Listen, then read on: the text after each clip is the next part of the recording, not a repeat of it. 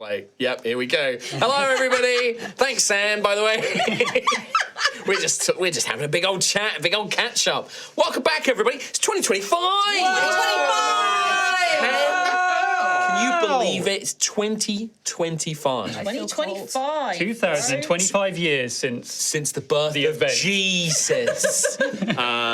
Praise him. Welcome back, Is this who everybody. we are now? Yeah, we're now a Christian Dungeons and Dragons channel. No swearing. I've been reborn again. No, that's re. You're very That's faithful. actually re. Yeah, reborn. I'm reborn. Reborn. in the name. Reborn. It's Yeah. in the name. Her name is. That's what my mum said. I renounce my faith. May Kim Richards burn in hell. There can't be a god of Kim Richards exists. It literally can't exist. Oh, it's a horrible. There's lots of tentacles, and you've seen Silent Hill, right? Something in that. I'm a Dungeon Master, Mark Sherlock Humes. Wow. I'm that guy. I'm the guy. He's that guy. I'm that guy. Oh shit, it's that guy. Joining me this week, we have, it's Chris Trott and Kim Richards, Team Cozy Jumper. Cozy jump. On the other side, and Blankets. Pretty good. On the other side, we have Cool. Team Sonic. We've got Tom and Rhiannon. Hey, carry on. Yeah, you carry on talking. Okay, thanks. Yeah, there's differences, yeah. No Katie this week. She's unfortunately not feeling very well. We were supposed to have everybody back today. We were going to have everybody back to kick it all off. But yeah, unfortunately got very sick coming back from Scotland. So was unable to join us, which is very sad. So please send all your well wishes to Katie. Get better nice and soon. We are jumping back in. Yeah. It's a full-on Altheya, baby. Yeah. Couple of little things. Just one thing really to mention, which is today is the official. We are officially switching over to the new 2024 D&D rules. It probably won't be what. Oh. I thought like I said something controversial and you were like, "Whoa!" I wanted to say wow, but it came out just wow. I almost threw up on stream, which, Nice. as a reminder, is my New Year's resolution. Wow. New Year's resolution. Yeah. Throw up on stream. It's my long time Twitch dream to throw up on stream. Should I buy a bucket or The something? clips. Oh my god. It's either that or die on stream. I always had that. I backseat that one. So yeah. As you can see, it's going to be a classic year of High Rollers Chaos. No, we are switching over to the 24 D&D rules. We're not going to talk about it too much. It probably isn't going to come up too much today. I think today's going to be a bit of a sort of, catching up and finalising some story bits and things like that. But we are going to have a members video. We just recorded it just before this episode, where we're going to go over all of the changes in a bit more detail, talk a little bit about the nitty-gritty stuff that's changed, our thoughts on stuff and things like that. That'll be going up for members. Very, very soon, yes, there you hopefully. So that's it. Just like for me, just a real, a very quick thing. We've not been paid to move over to the 2024 rules. We are doing it because I think that in general they are a bit better. They're like a patch notes. It's like having a patched game. It just is a bit better. It's a bit more balanced and stuff like that. A lot of it we're not going to worry about. It's mainly like the classes and the new spells and stuff like that. So if you're watching and you're worried I don't know what the new rules, you're not going to need to worry about it. It'll all get explained. So Generally don't worry about speaking, the characters are still the Characters are all the characters are identical. Exactly the same. But mechanically, there are some very, very small changes that shouldn't affect too much, and we'll go over them as they they come up. Apart from Tom, who's totally different. Apart from me, who He's is got now all new spells. Yeah. He's a goblin now. different. I am now a goblin. Yeah. I'm not even, fighter. I'm not even called Xanthius anymore. He died off screen. Can you imagine? We come back after a 4-week break, and we're like, "Yes, Xanthius is dead. He died off screen. Crown steel poisoning. He's just dead. He's dead." Yeah. Also, we're now playing Call of Cthulhu. It'll be a bit of a change though. So it's not too much to worry about. Please don't worry. Likewise, if you don't like the new rules, that's fine. That's okay. I think they're better. We all think they're better, but that's all right. If you don't agree, that's fine. Majority better. Yeah, majority better. Yeah, in true, it's majority better. And the ones that aren't better, I'm not going to use. Exactly. It's the beauty of it. So don't worry about it. It's still going to be the same old classic High Rollers, Mark Humes D&D that y'all love. So Apart from Xanthus, is dead. He's Dead. So dead. he's long dead. long dead. Yeah. But with that, I don't have anything else to really mention apart from all the usual. Please don't forget, if you go and become you sub up on Twitch, Yep. you become a YouTube member, you go to the Patreon, Yep. all brilliant ways to support us. You get access to a ton of stuff like, early access to the videos and things like that and podcasts. Link up all your of that kind of good Discord, you'll get stuff. access to a new channel where all of those get posted. There you go. Access everywhere on Discord. And it massively helps us as well, like having that sort of regular support and income as well. Also, don't forget to leave a review on things like the podcast. Yeah. Do all the usual stuff. I read them all. I don't often talk about it, but it's a nice thing to remind people to do because it really does help us. Same with like spreading word of mouth as well. Tell your mates. It's a great time to jump in and catch back up with your favourite D&D pals. That's us. That's us, by the way. Cool. With that, if everybody's good, we will run that intro and get cracking. Get cracking. Get cracked. Cracking cheese, Gromit. Cracking rum. Because Nice. we're playing Call of Cthulhu now. Yeah, exactly. Yes. No, we're not. Run the intro. Thanks, Sam. Intro.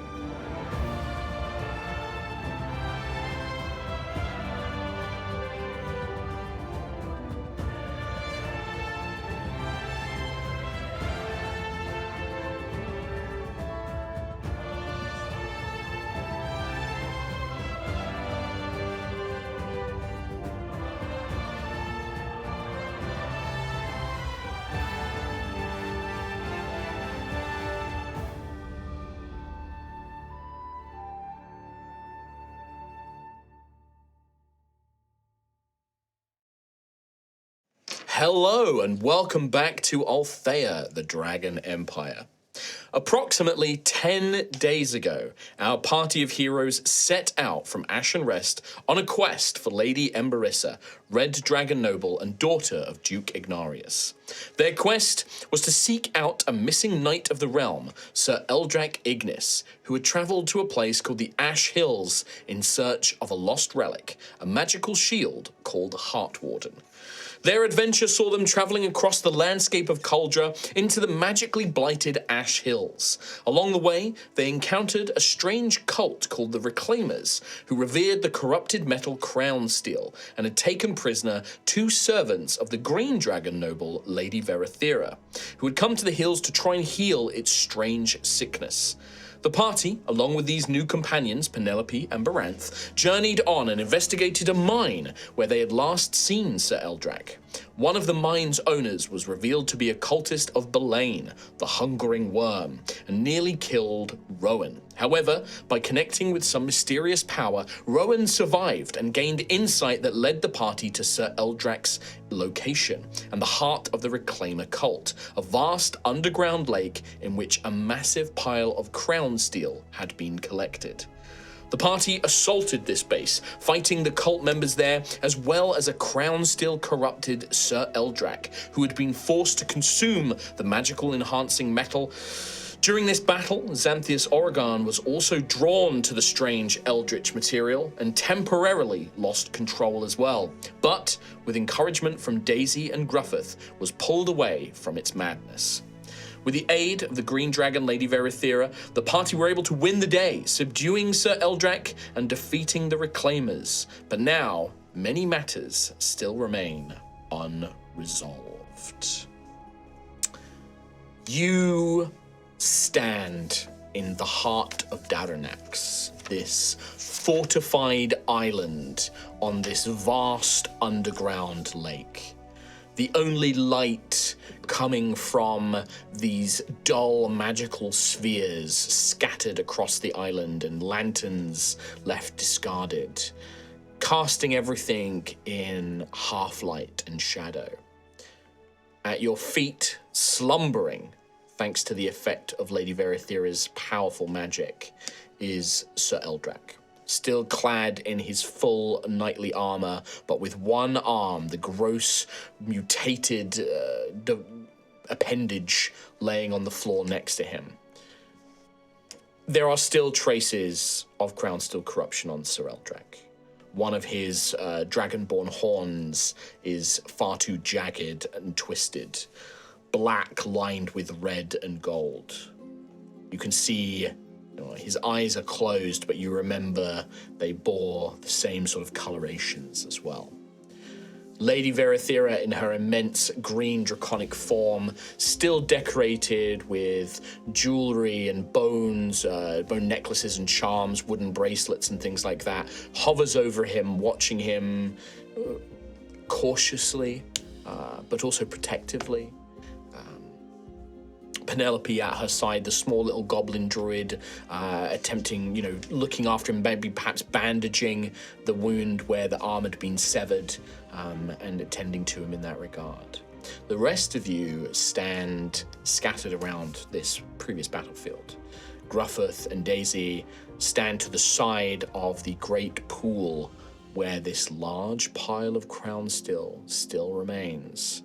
Xanthias holding on to the both of you off to the side. Ophelia, you had just, you were the one to sever that mutated arm from Sir Eldrak, and you now stand, I believe, with Rowan nearby, seeing this scene as it lays before you. And scattered around are the corpses of the Reclaimer cult. Not all of them dead. Some of them entrapped in vines and now slumbering peacefully, entrapped there by Lady Verathera's draconic magic once you freed her from her imprisonment.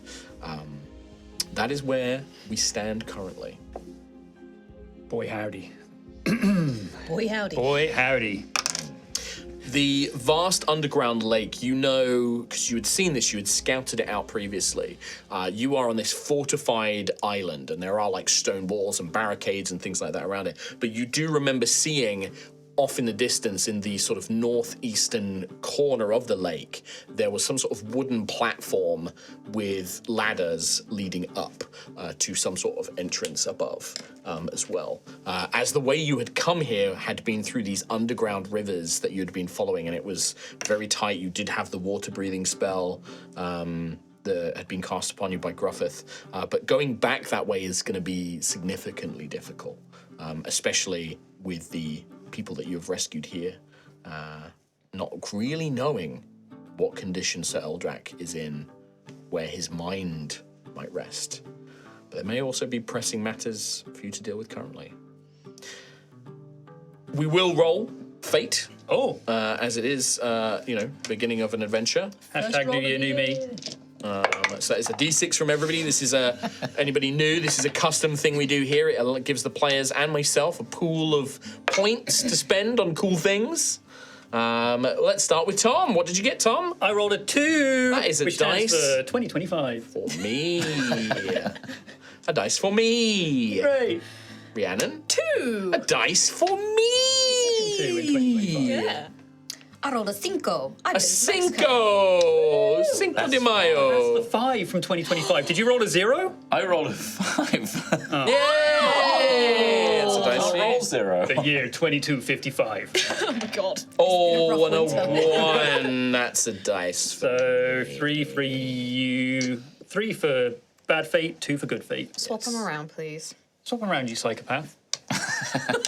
Wow. You nasty little boy. But I don't like things to be the same. My brain wants things to be different. And my brain needs things to be the same. I hate change. Okay, So, got some fate? I hand it over to all of you. Is there anybody who has any pressing business or things that they wish to attend to immediately? I will make a point. You have not had a time for a long rest or anything like that. You are in the We are state you still- are in post-battle. However, 2 levels higher.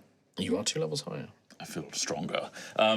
I think we should start with Xanthias, Gruff, and Daisy. Okay, well, for Xanthia specifically, I think he has just come out of, like, a haze, right? Like the last 30 minutes or whatever, he was someone else trapped in his own body, watching in on this hazy, blurry vision of the things that was happening in that moment, and almost like Gruff and Daisy shaking him out of that is like ice down his spine, like his entire body suddenly feeling this cold and this horrible feeling of realizing the power that is now coursing through him and almost wanting to like eject it in some way, reject it from himself. When you think of that, Xanthius, because you did consume a piece of crown steel in that haze, and your body is flooded with this burning power. You cannot be frightened. You are immune to any sort of frightening effect or anything that would frighten you. And that feeling of greatness is in heart. Like any kind of feelings you have of power or strength, the crown steel is in a narcotic-esque way is enhancing that. Now you're not under mind control. You can still think and feel and do what you want. But there is this. It's like you have that icy cold of realization of what you're doing, and that's meeting this inner fire of power that's running through your body. I do need you to make another wisdom saving throw, as you are still in the presence of the crown steel, but I will give you advantage on the saving throw. You are currently being held by Daisy and Gruffith. You have this realization of what's been going on. I believe that your words in the last episode, because we had that 3 save system, right? I think it pushed me back to the first one. So I technically can't move away from the crown steel right now, and I think everyone knows that. But wisdom, -1. With advantage. With advantage, okay. 11. Okay. You want to move closer. Like you still feel this urge, like it is calling to you. This siren song. Maybe just a bit more. Maybe if you just have a bit more, it will be okay. Like there's this almost this like part of you like no, just a little bit more, and then I can back away. Then I can leave. I just need a bit more. I think Xanthius, to be honest, would almost, if his hands are on like arms or hands of other people. Like Daisy's holding your hand. We finished in a hug, didn't we? Yeah. You know, maybe like separate. Like Daisy's like holding onto your hands. Like. So I think I would almost fall to my knees and try to throw up, to be honest. Like I would do whatever I can to get this thing out of me. I know I've just devoured this thing. I know it was a while ago, but like I can't think of any other way to get it out of me. So is this you just trying to like retch and heave and try and force yourself to throw up? Yeah, just... Give me a Constitution save. I thought you could ask him to do it. He wants his resolution. If you want this to work, you have to do it on the table. If you miss the table, you have to do it again. Not on the table. It's a new dice rolling system we have. Not on the table. Swallow the dice. Everyone and then you vomit. Everyone at the start of the year swallowed some dice. Constitution save. Yes, please. I got a +7. So 14. 14. You are like dry heaving, trying to force yourself to throw up, and you do puke, but it is water and bile. There is no substance there. Yeah, I know. Whatever it is, it's like it's been incinerated in the fire of your body, and it's just gone immediately into your blood and into your bones, into your skin. Like it's like tingling power throughout your whole form, and you try and throw up, desperate to like get it out. And there are probably even like not necessarily blasts of magic, but like your fingers are steaming with like arcane power, trying to just burn off this energy. But I think in that, like, if my clawed crown steel hand is like literally clawing into the ground almost, if it's stone, I guess maybe not, but like just almost tearing into it as well. I know it's a gross start for Xanthius in this year, but like, I mean, Had a rough time. what else would you do? yeah, Until like maybe 8 hours from now, I shit that out. well, it seems to be that there is nothing, like it is already just being there. absorbed by you. Yeah. Like it's instantaneous. I think seeing this, like, Gruff is gonna kind of try and soothing, like, kind of, I guess, dad stuff, like rub your back and like try and help and Hold my hair back. hold your hair back. Your beautiful curly hair. Yeah. But I think Kim, the player, knows that this isn't going to work, but I would try it anyway. It doesn't matter whether you think it will work. Like, do what you want. So while he's kind of rubbing Xanthias's back, Gruff is going to cast Lesser Restoration. I will say you cast Lesser Restoration, which is a lesser form of the spell that Lady Verithera just used on Sir Eldrak. And I would say that's enough to remove those kind of failed saving states. Okay. And because also with the knowledge of you now know what you've done and you've seen everything and you desperately don't want to give in to this, you can resist the lure of that crown still for now. You're not sure how long, but that spell is going to give you the sort of, it's going to take away that narcotic like drive, that urge that craving that's there. I think It takes that away, or it suppresses it. Maybe, yeah, is the better term. I think with everything I'm doing as well, with it slowly, like a physical pull towards this thing, the moment that's released, I would almost throw myself back away from this thing as well. Trying, and not actively trying to get out of the grip of Daisy or Gruff, but like if that does remove their grasp of Xanthias, I'm tempted to say I would literally just go. Just like move as far away from it as you possibly can. I'm outie.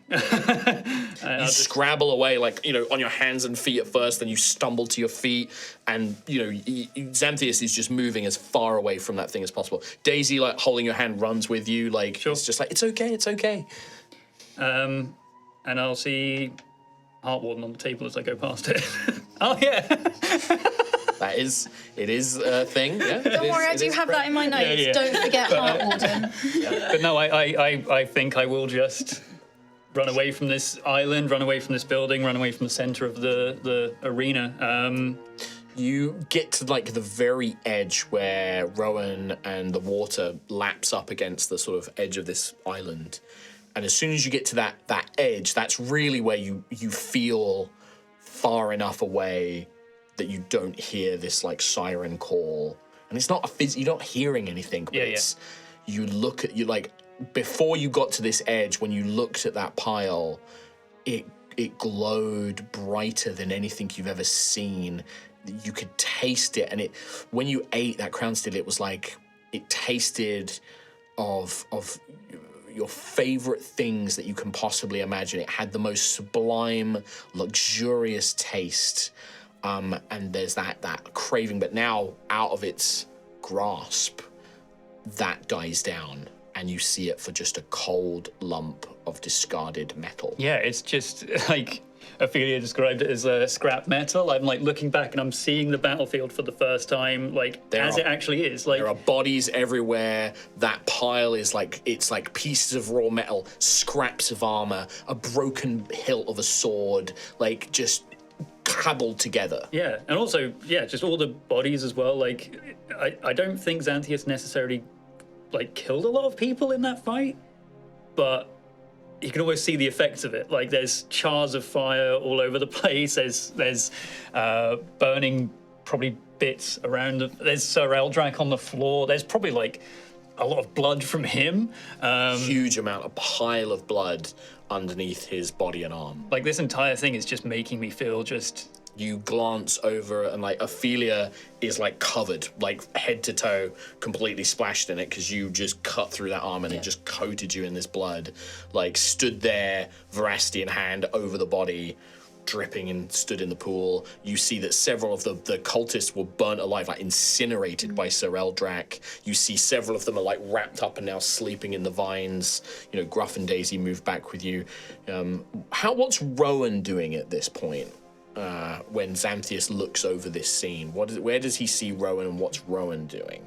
Rowan is obviously focused heavily on what Xanthias is doing, so him running towards Rowan's direction kind of would be like, hey, slow down, it's okay. I feel like I'm just like not locked in another daze as such, but there's just a terror. Like I just. Everything about this environment right now is just making him feel just so disgusting. Like, it's just he hates it. He hates every part of this tableau that has just been painted here. I think I would just be like wide-eyed, stunned, terror, horror. I don't know if I would just collapse at the edge of this aura, or I think like you don't necessarily fall unconscious, but maybe the exhaustion just hits you, slump to your feet, you sit down on the stone, just feeling just your body go cold and numb, and you don't fall unconscious, but just into that sort of disassociated state, right, where you're just, vroom, and you all see just the emotion fall out of Xanthias, and he just... I'll like instinctively grab a shoulder to make sure you don't fall into the water. So you feel that on your shoulder, and I'm like, okay, I think it's time we leave. Everybody, can we go now? I think we're done here.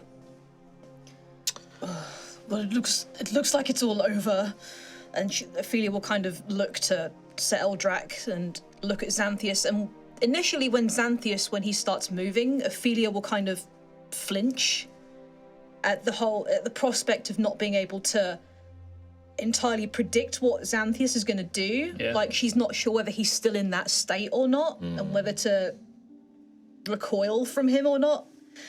And she'll kind of like snap herself out of it. I feel like I was wrong. I was making light of Crown Steel and its effects and thinking it was some magic, some strange effect. Now seeing all this is bad. This is very bad.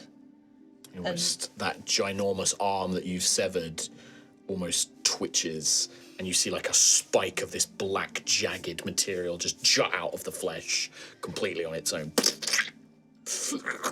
I think Ophelia would take the vials of Crown Steel water and just smash them on the ground. And the arm drags itself towards that puddle of the Crown Steel. oh no, you don't! And she'll take Veracity and just stab it into the arm, stop it moving. Spasms and then goes You still. are going nowhere. And I think she would. Is the brazier? Is that still on fire? Yeah, there's fire. Yeah, there's brazier. Yeah. I think she would rage and pick up some of the hot coals from the brazier and walk over to the Crown Steel pile and just start trying to burn it. Okay, you are going to take 6 points of fire damage, as just with hands, like even your gauntleted armor kind of protects you a little bit, but the pure heat, you scoop these up and in your rage just stalk over and scatter them over the arm.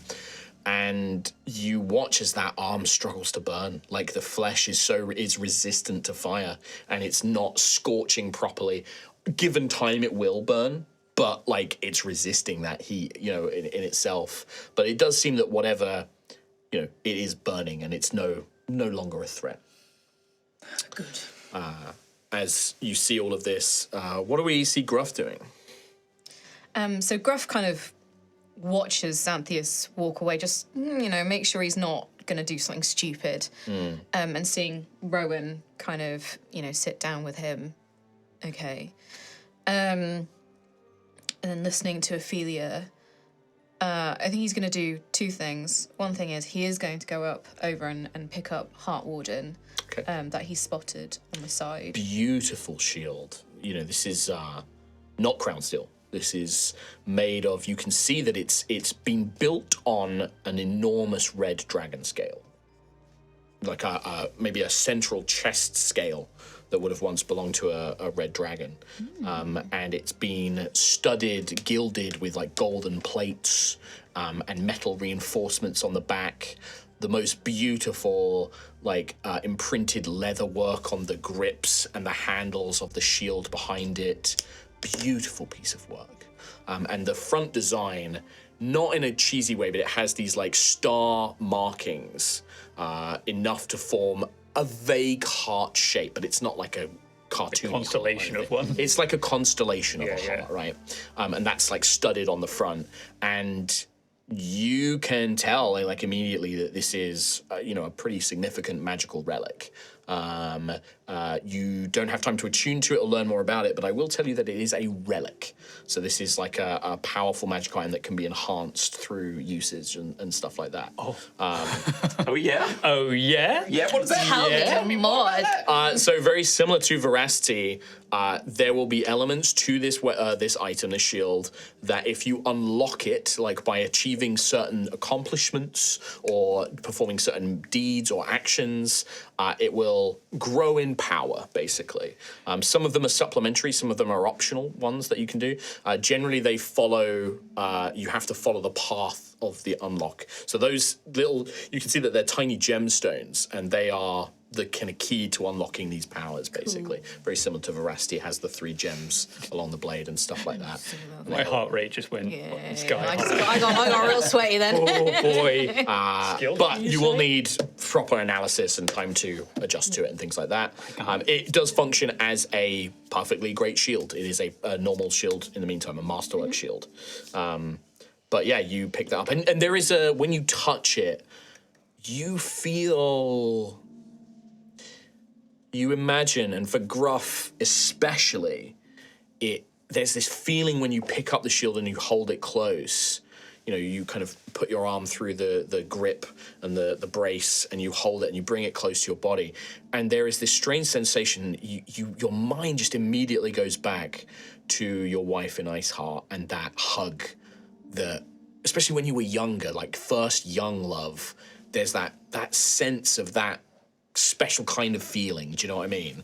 And it reminds you strongly, like you just get that sudden, like it just, you almost like get caught up in the memory of it, and you're like, oh wait, and you have to remind yourself, no, that happened years ago, you know, but it has that immediate kind of sensation for you as you pick it up. So yeah. So yeah, I'll have that moment, and I guess, you know, mentally say thanks for such a beautiful memory and all this fucking mess. And then the second thing I'm just gonna do is, as I walk towards the group, I'm gonna take out the crown steel circlet that I took from the reclaimer at Ashen Citadel. Yes. And I'm just gonna throw it on the pile. Okay. Lady Verathera watches this quite intently. You know, she seems to be comfortable. You can see Sir Eldrak is breathing heavily, but breathing, and Penelope has finished sort of bandaging the bloodied stump that was his shoulder. Lady Verathera kind of watches you curiously and watches you throw the crown steel. And in your mind graph, she doesn't project this to everybody, but in your mind graph, you would hear her, "That is very wise. We cannot leave all of it there. It must either be destroyed or taken away. That is what is making the land so sick. It cannot stay here. I do not know how to destroy it. I do not know what to do with it, but it cannot remain." I never intended to keep that, by the way. I just needed to get it away from the boy. For now, we need to get to the surface. We need help. How long have you carried that circlet? A couple of days. It's been more than a couple. Is it? Yeah. And maybe Gruff doesn't like, Gruff is like, oh yeah, it's been a Gruff, while, but it feels doesn't like know exactly everything. how long, yeah. Yeah. You should be cautious, Knight. Crown steel, it radiates its sickness. If it is not stored in proper materials, it affects everyone around it. I hope that you have not carried it too long. Perhaps you are safe, but be cautious. Even just its proximity is dangerous. But yes, go, and we must attend to these, get them somewhere safe. I believe that there is an entrance to somewhere above over there. They use the reclaimers, they use it to come and go. I remember seeing them coming from that direction. And yes, we must go and get help and everything else. But we cannot leave that metal here. We must do something about it. Destroy it, ideally destroy it, or at least not leave it in the water. That is what is polluting these lands. This is what is making everything so sick. So looking around, is it possible to move it at least out of the water Yeah, like you could like it's a big pile of like metal scrap. You know, you can go up there and just physically start pulling it out onto the stone. Absolutely, you could do that. You could totally do that. I'm just thinking like, I'm just thinking how to do it safely. Yeah. Yeah. But yeah, she will say, "I will carry Sir Eldrak once we know a place to go, but I will follow your lead. I'm afraid that this is, I do not know too much of where we are or what to do here. I am a healer. I don't know too much more." Is there anything you can do to protect me while I move the crowns? I'm going to move it out of the water. I maybe can offer you some protection, but I do not know if it will protect you from the corrupting influence. Do you have, or do any of your companions have a way to move things from a distance, magical things that can move things or the like? It will be better if non-living things move it as far away as possible. Let me gather my companions. Sure. Have a blue sky moment, think, group think. She will transform back into a humanoid form, so still sort of 8 to 9 feet tall, plumper, dressed in a sort of very cottagecore-y, very witchy kind of vibe, and then she sort of nestles down to Sir Eldrak and just is literally like, pulling his helmet off, and you can see a very handsome dragonborn, red dragonborn. And Gruff, you've got a pretty decent insight, right? And perception? Do +4 insight. Perception, passive perception is 17. Yeah. There's something oddly familiar about Sir Eldrak. Like, because he's a draconic dragonborn, so he has more of a draconic face. And it's like you've seen him, or like you've maybe seen him, like somebody, like, yeah, it's just something familiar about him. But he does obviously still have like one of his eyes and one of his horns is now fully crowned, still corrupted. You can see the black and gold veins up and into his neck and things like that. But he's very handsome. Like he has sort of No, he's hot. dark, thick, black hair strands coming out from like behind his ears and his horns. And you can see they're like tipped, capped with like gold studded jewel ends and things like that, woven into like thick braids behind him. What's that side then? What was that? It's just lost. Just wistful. But you would oddly familiar for some reason. But yeah, and she kind of removes the helmet, and you hear her. She's singing like a lullaby to him, and just sort of stroking his hair and sort of tending to him softly. And you can see that Penelope is like checking the bandages, like kind of falls back into that apprentice role. The two of them maybe conversing telepathically about what to do. But yeah, you go over to your companions. I will gather the troops. I'll try and arouse Xanthias. Come on. I know something is affecting you, and it's definitely the crown still. We all know this. But come on. It's okay. I think I would just I'd stand and move and all of that stuff, but there's still just this far away Catatonia, kind of like catatonic, kind of moving doing with what you're told, emotions, nodding, but not really there. but distant and not But yeah, I'd follow and be shooketh. I am thoroughly shooketh, RN. Yeah. For real, no doubt. Daisy will just say, "It's all right, Ryan. I'll look after him. I've got him." Just lighten the mood for him a little bit. A bit of positivity, I think. I can't wheel away. She's like, knowing Daisy, she's probably like, "I think I've got some snacks, Xanthias." And like, she's in her bag pulling out like a 2-day-old cupcake and things like wet. that. Yeah, it's all wet. Yeah, oh, cute. You want some? Like doing things like that, or like, showing you her sketchbook and her paintings and stuff like that. Right. I think I would get absorbed in some of the illustrations of like different lands and all the places we've been and the people we've seen and whatever else is in there. Yeah. So maybe like Daisy leads Xanthias over to like a little short stone wall and like sits with him and like is literally just showing him the sketchbook. Yeah. And leaving the three of you to converse freely. What's the plan? So we need to get out of here, but Yes. we need to get this crown seal out of the water before we do, because it's infecting all the rivers and waterways. What do you know, Rowan? Yes. It's infecting everything in this land. So we cannot leave it here. If we can destroy it, great.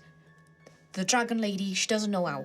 Okay. But so at least maybe we can move it. But if we touch it, it can be bad for us. The lady, she says, if something inanimate can move it, great. I see. I have a gift from the Grave Father that might help. I can cast a spectral hand just to help move things around. It's pretty much all it can do, but... Same. I can do the same with Oh, Sarah. brilliant. Oh, brilliant. Okay, so that's a good start. So the two of you using Mage Hand could basically, it would be slower with Mage Hand because it can only lift light things. So you could start with that. Ophelia, you've seen like the Countess and things like, you know there's a spell called Unseen Servant and things like that that could help move stuff as well. You know, you've seen that, but I don't know if you know that spell, but that sort of thing. Yeah, I don't have that. You figure that sort of thing would be perfectly safe to go and interact with the ground still. But then Rowan's there. Rowan looks around for large objects of like pallet quality, something that can. There's a large table actually nearby. It has like a keg on it and some food, like, you know, earthen cups and pots and things like that. The cultists were using it to store things for when they eat and stuff like that. But the table's like perfect for something like that. Rowan thinks for a minute, ponders, and walks over to the table, is stroking his chin, looks at it from different angles. Good hard wood. Looks quite well made actually. Well made. Homemade. Homemade. Grabs a leg, snaps it, takes all the legs off. Yes, nice flat. Puts his fingers to his temples. Yes, up. And the whole thing lifts up. Okay. Okay. To Rowan, because I think that like the idea is that you are bringing this to life in some way, right? Is this like a song? Are you humming? Are you singing? Is this like, are you playing the lute to like, you know, give it this motive force? What are you doing to actually make this thing come alive? In Rowan's mind, Yeah. he's visualizing almost like a Disney musical. Yep.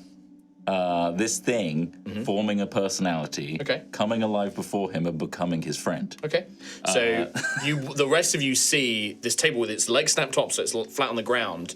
It like ripples like a little wave, and then it kind of springingly bounces onto like one end, and it walks by like tipping, and it sort of bows to It's good to meet you. and it sort of, because it doesn't have legs or anything like that, so it just like tips one corner. But there's almost an elasticy kind of quality to it now, Like Hey, the rug Rowan. from Aladdin. like the rug from Aladdin. Exactly. why'd you break my fucking legs? My legs! Oh, everything's pain! You can't talk to it. Ow! But yeah, this table like Right. This is new to me, but it's great to meet you. Love what you're doing. Do you mind helping scoop some of this metal? Oh, look at him. Oh, he's so cute. Now scoop. Go scoopy. it flips up and begins hovering, and it kind of flies like a stiff magic carpet, because it has a fly speed, right? It does. It can does. fly. So Okay. it hovers off the ground and flies and directs as you wish. So it goes to the huge pile of crown still and scoops a huge chunk of it onto its back, and then hovers back onto dry land, tips itself over. Okay. As it starts taking some of the larger piece of the top, as it gets the stuff that's in the water, the table's actually struggling a little bit to get some of the finer items. So maybe that's where the two mage hands, you come in this, like, I imagine like a skeletal. Skeleton hand, yeah. Spectral skeletal hand. Seren Sarah, dives like in, illusory Seren. like picks something up with the claws, and you begin like loading it onto the table, which then, is levitating and hovering and tipping stuff over onto this pile now out of the water and on the hard stone itself. And it would take a little bit of time. I'd say it maybe takes about like 10 minutes to like eventually move all this stuff over. How long does your thing last? Does it say how long It lasts remains? for 1 hour, Okay, Oh, great. wow. or it's reduced at 0 hit points, or I die. Okay, nice. 1 hour table friend. Yep. So after about 10 minutes, with all of you work together, all of the crown steel is pulled out of the pool and moved onto the side, the hard stone. Maybe like on a slightly elevated part as well to make sure that like it doesn't slip back in or anything like that. And yeah, you pull it from the Weirdly, water. this table's doing it rhythmically. Almost as if it's doing it to a tempo. Yeah. And you can see Rowan like tapping his feet along to said rhythm. Float, scoop, move, scoop, scoop, drop, drop. There float, is float. like the Fantasia kind of broomsticks. There's this kind of like tempoed movement. Like maybe it like bounces up and down as it's flying as well. There is this kind of tempo and tune to it. You would also all three of you notice, and it maybe wasn't as noticeable in the battle, probably because there was a lot going on, but when your spells are near that big pile of crown steel, and this isn't a magical force that you're animating it with, the hands can lift more. They appear bigger. The table seems stronger than it should be when it's near the huge pile of crown steel, as if the very magic was being enhanced by it all. But it seems that all these different types of crown steel and all these different pieces, their auras are kind of bouncing off one of each other and diminishing the effect, but there is still a general kind of magic enhancing aura around the pile, basically. Anyone else notice that table's fucking ripped? It's got abs. Damn. It doesn't have legs, so it can't flex. It just... The grain gets a bit tighter. Yeah. Whilst this 10 minutes is going on, is everybody okay? I understand that was a lot. Oh, I think I might need a bath, but I think I'm okay. I can offer some healing if anyone is injured. I can help a little with healing magic. I'm surprisingly unscathed, but thank you. That's all right. What of the rest of She you? did the big heal. I feel better because of your heal previously. That's It almost feels like a year ago that it happened. What about... That's not how the joke works. Huh? It's not a year ago. It's last year. It was last year. It was last year. It's not been a whole like 365 days. since Anyway. the last episode. Could you imagine? Does anybody look badly injured? Fia looks a bit under the blood. I mean, is a bit There's like scuffed. quite a few like Under the blood. Wounds and things like that. Yeah, So you were armor's a basically bit going toe to toe with their Eldrake yeah, for a while. Lady Verathea will come up to you, and she will reach out, and she's 9 feet tall. She like reaches down, and she does look. There's a look of youth to her. Where you've met like Lady Emberissa, and she looks young and beautiful, but there is a not childlike, but just a sort of eternal youthness Wistful. to this. There's and like innocence in the eyes. Her eyes are maybe a little bit bigger and wider, and her cheeks and stuff are softer around her. But she will lean in close, and she breathes out, and you see this kind of multicolored spectral breath, full of like lights and rainbows and little butterflies, illusory things. It envelops you. And you feel wounds begin to heal. Oh, isn't this delightful? It's very cheerful.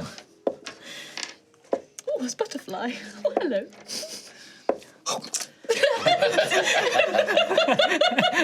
Let that intrusive thought in.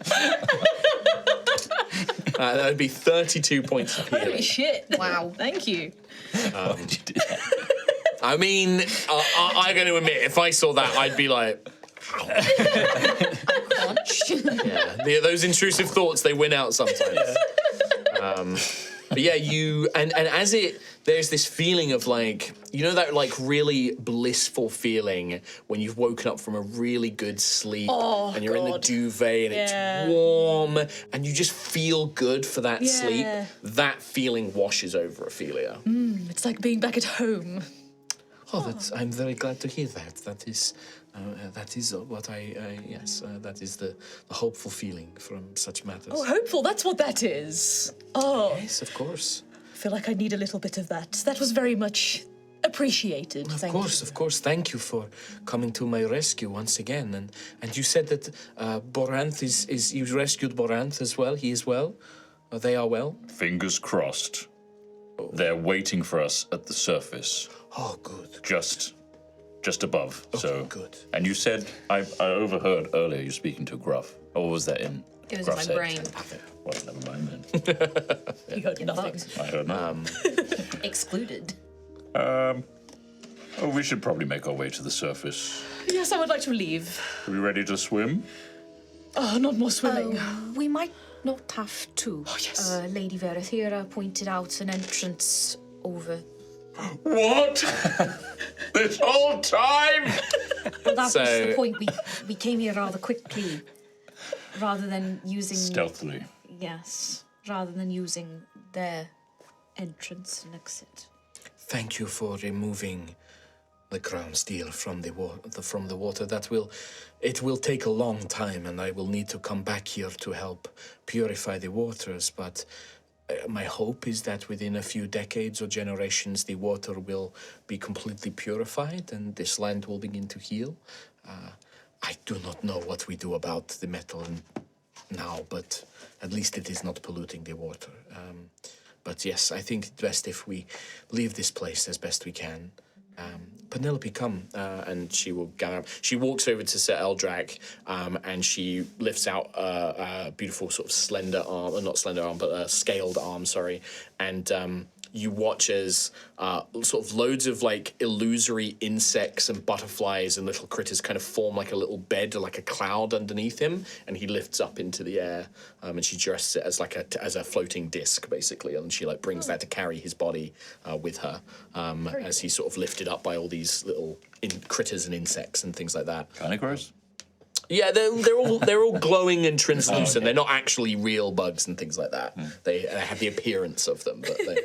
Yuck. He's Disney princess in it. It was great. Yeah. Rowan, You can fly on your table. do you want to go up? Table? I think Dave wants to go up. Everybody. Wait, you can actually like just sit on Well, it. what's the table's strength? What's the the- dancing item strength? The strength is 18. 8. Yeah. So like, literally, wow. you can climb on this thing. 70 hit points too. So this is a 70. What? Wait, 10 plus 5 times the bard level. So you should be 45 because it's 7. It's 35. 7 times your level. that is Pretty good. Right. So this is a new 40, bard it's ability. got an AC right? of 16. That's higher than mine. Yeah, 45 HP. Yeah. You two, it seems better. Listen, take it up with wizards. Does it do damage? Yeah, can attack. Can attack, yes. 12d8 of damage. Bonus action. So I need to replace y'all with tables. 1d10 The true Plus proficiency. TTRPG. plus. With tables. I think should be 3. Tabletop table. Oh my god, yes! Oh, the TTTTRPG? Yeah. Yeah. Don't say TTT. I become Xanthias. How many? Can I fit someone else on here? Or is It's a large creature, so I'd say it's like the size of a horse. You can fit 2 people on there. There's no room. Sorry. It's like Titanic. Oh, it's okay. I can just walk up, so don't worry. No, I've got space here. I would like to put Xanthias on the table. Yes, that's fine. Yes. In fact, I could just walk. It's fine. I can command the table to go up if anyone else would like to. I just dangle my legs over it. Just Maybe Daisy and Xanthias can go on the Yeah, table. I'll say, yeah, I want to ride the table. Yeah, I want to go on the table. It's kind of bendy. It's fun. Well, I imagine it goes like rigid, like when it's like got people on it. It A basically slight curve. Yeah, like just like yeah. What? I can show you the world. What? What? Oh boy. Nothing. Goes rigid. Goes rigid when people are on it, yeah. Yeah. What's wrong with that? Bye, Carrie. Bonus. Right. They're funny. They're funny. They are funny. Oh, funny. They are funny. Yeah, Daisy Year-old and me. Xanthias, the table sort of lowers down. They can sit on it, like a little magic carpet, and it flies off. Up to an hour, you can easily. So you make your way to the northeast corner of the island fortress, and there is like a very crude wooden rope bridge that extends from this corner of the island to a sort of wooden platform built into the corner of the cavern itself, this enormous underground lake cavern. And you can see that some of the guard reinforcements that came into the battle late, you would think that they must have come from here. You can see like weapon racks and armor stands, defensive positions and things like that here, but there are no guards currently here whatsoever. What there is a large ladder that leads up to a trapdoor set into the ceiling. So this is why we went in the back way. I'm not doing that. You all go first. I would like to just make sure all the entrances are destroyed. Just to make sure that nobody else can get down here. At least ones that don't have the powers to get down without help. One question, actually, before you go. One other thing which I should have mentioned is because Sir Raldrak would have dropped it when he fell unconscious, is his halberd. This very clearly ornately made magical halberd would have been on the ground, so... I feel like you got Yeah. it. Yeah, you I can think someone's okay, already good. gremlined it. All right, good. Add that to your The gremlin hand. tiny little loot bag. Yep, you can put that in. There's a whole halberd in here. Well, it's again, you don't have bags of holding, so it's like you're currently carrying it, like veracity in one hand, this thing on your Slung over shoulder. your shoulder, yeah. There is, as you hold it, it has this incredibly warm, like being sat near a fire, like pleasant, like not like oh my god, so hot, but like that pleasant warmth of a fire radiates through the whole thing, and it's got runes etched into the blade and along the handle. It's very clearly a magic weapon, very clearly. It's warm and rigid. Sex. Pumping hot metal. Yeah. Metal. Yeah, it's made of metal. Okay. So you make your way up there. So Ophelia wants to hang back and destroy entrances and things like that. Who's going up the ladder? Like, what's the plan here? I guess Gruff will go first to make sure there's no Okay. baddies and stuff. You make your way up to it, and you can see that this thing is latched from the inside.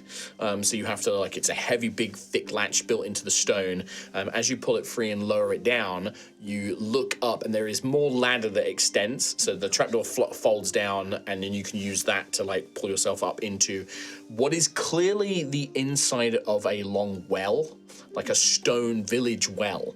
And you can see that there is sunlight up above. As you begin climbing. Gruff, you make your way all up to the top. Are you trying to be quiet just in case there's guards up there, or are you just going to get up there as quickly as possible?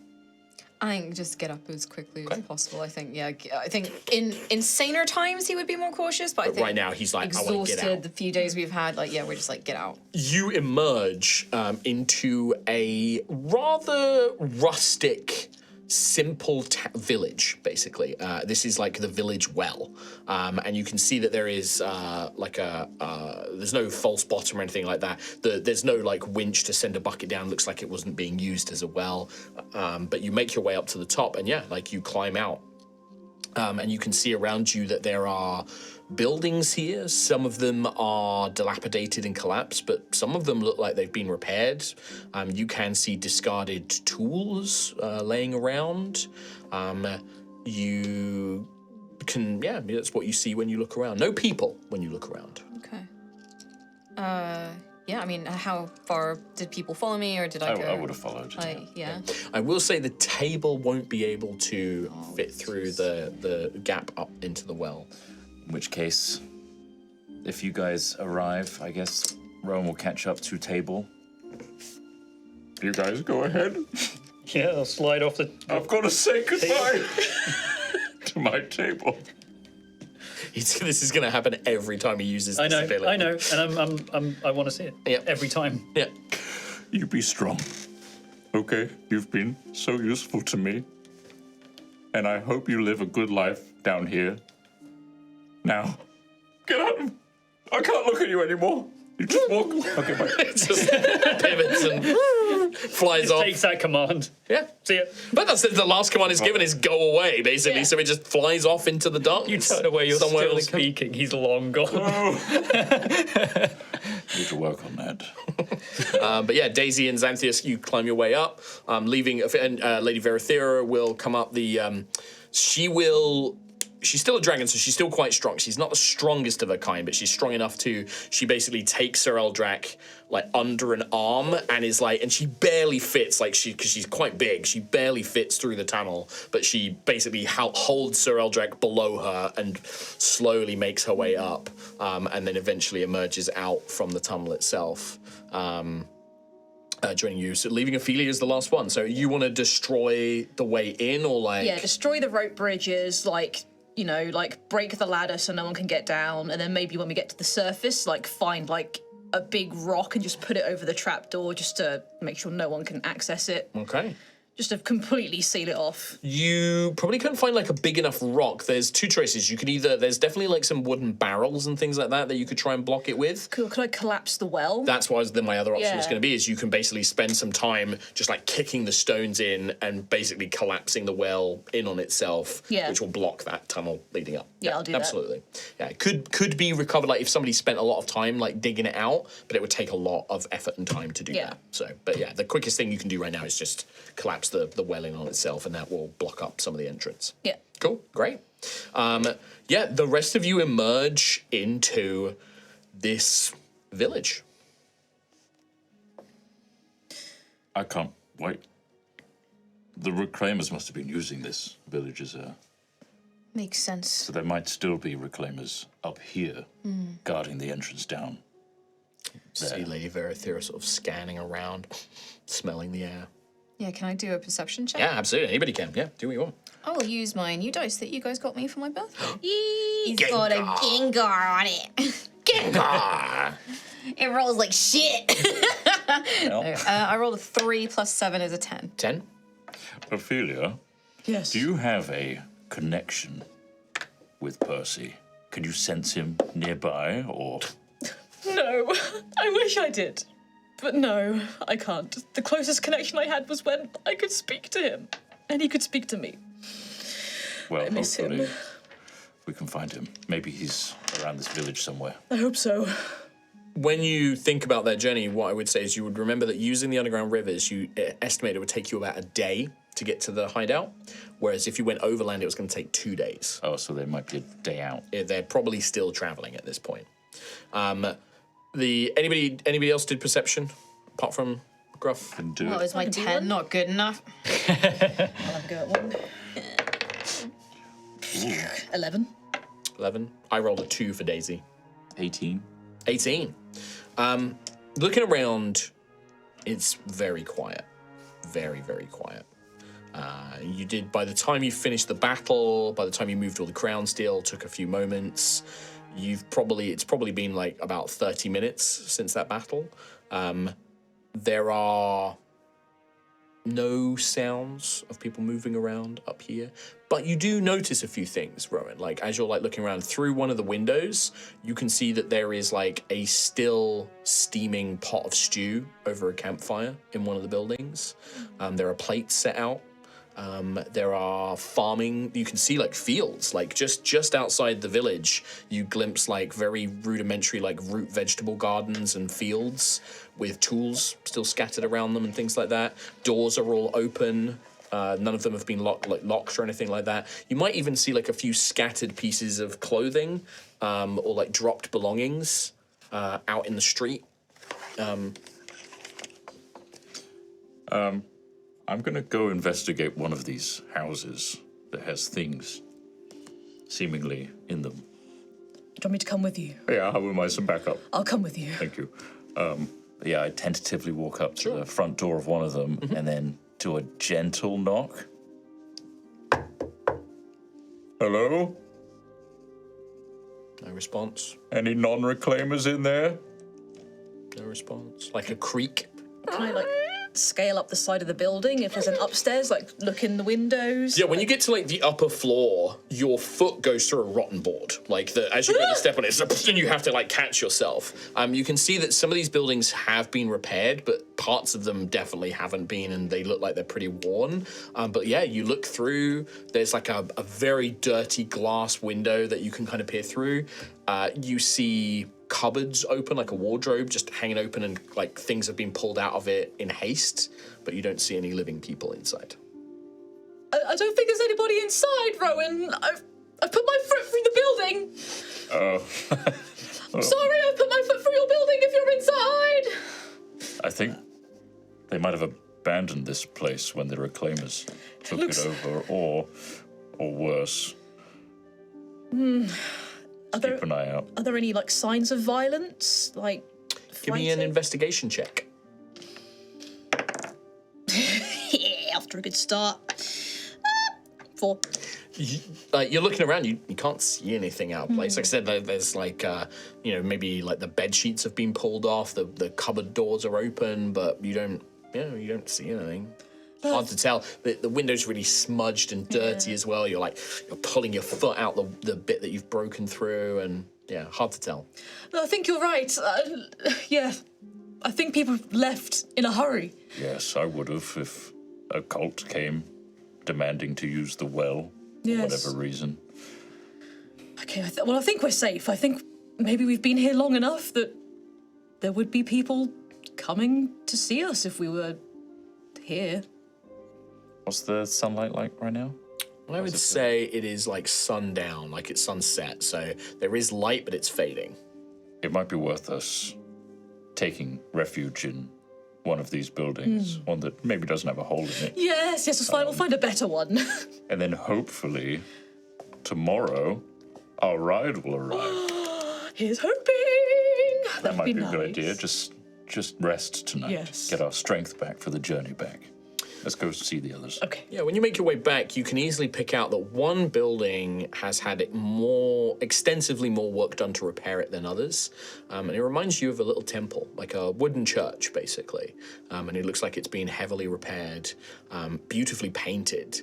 When you see the paintings, though, there are symbols of this great golden dragon, golden sun. You see like fields of gold, like golden wheat all around it. The sky is brilliant, people happily working. Like it's like a beautiful mural, but you can't shake off this feeling of like this golden, almost like the sun is an egg and the gold dragon is being born from it, basically. It has like these rays. Everyone's so happy and smiling. There's a sort of slightly sinister vibe to it. When you get inside, you can see the church itself. There are pews. There's a little altar with a very, very crudely, roughly made, like, no, it wouldn't be roughly made, but it would be very old book that's like still open. On the thing, it looks quite heavy, like attached to the pedestal itself. Like all the other buildings, things have been taken out of here very rapidly. It looks like there was maybe something else on the altar behind the book. There's like shelving space, and you can see there's like dust outlines that there were several objects here. They're all gone. It looks like the book's only there because it's heavily chained to the altar, and it's currently open. It's like one of those beautiful sort of like illustrated like manuscripts, maybe too heavy or too cumbersome to take away quickly.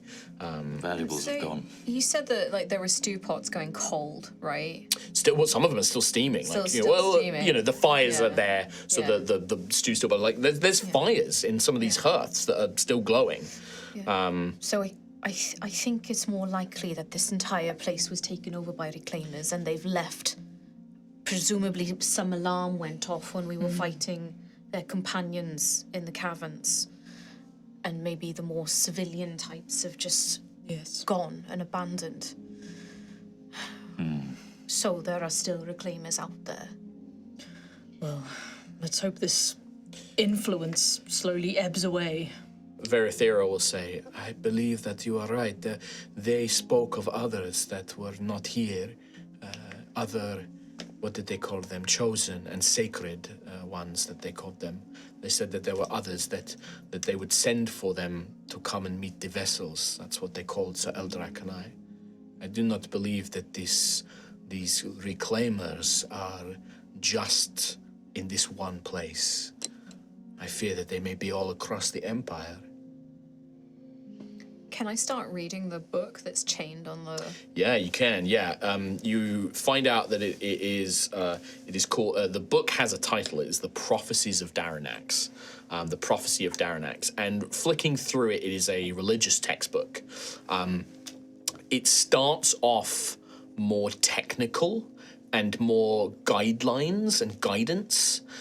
It refers to basically bringing the gift of the true emperor to safe places. Your mission is to reclaim the rightful belongings of the Gold Emperor, to protect them.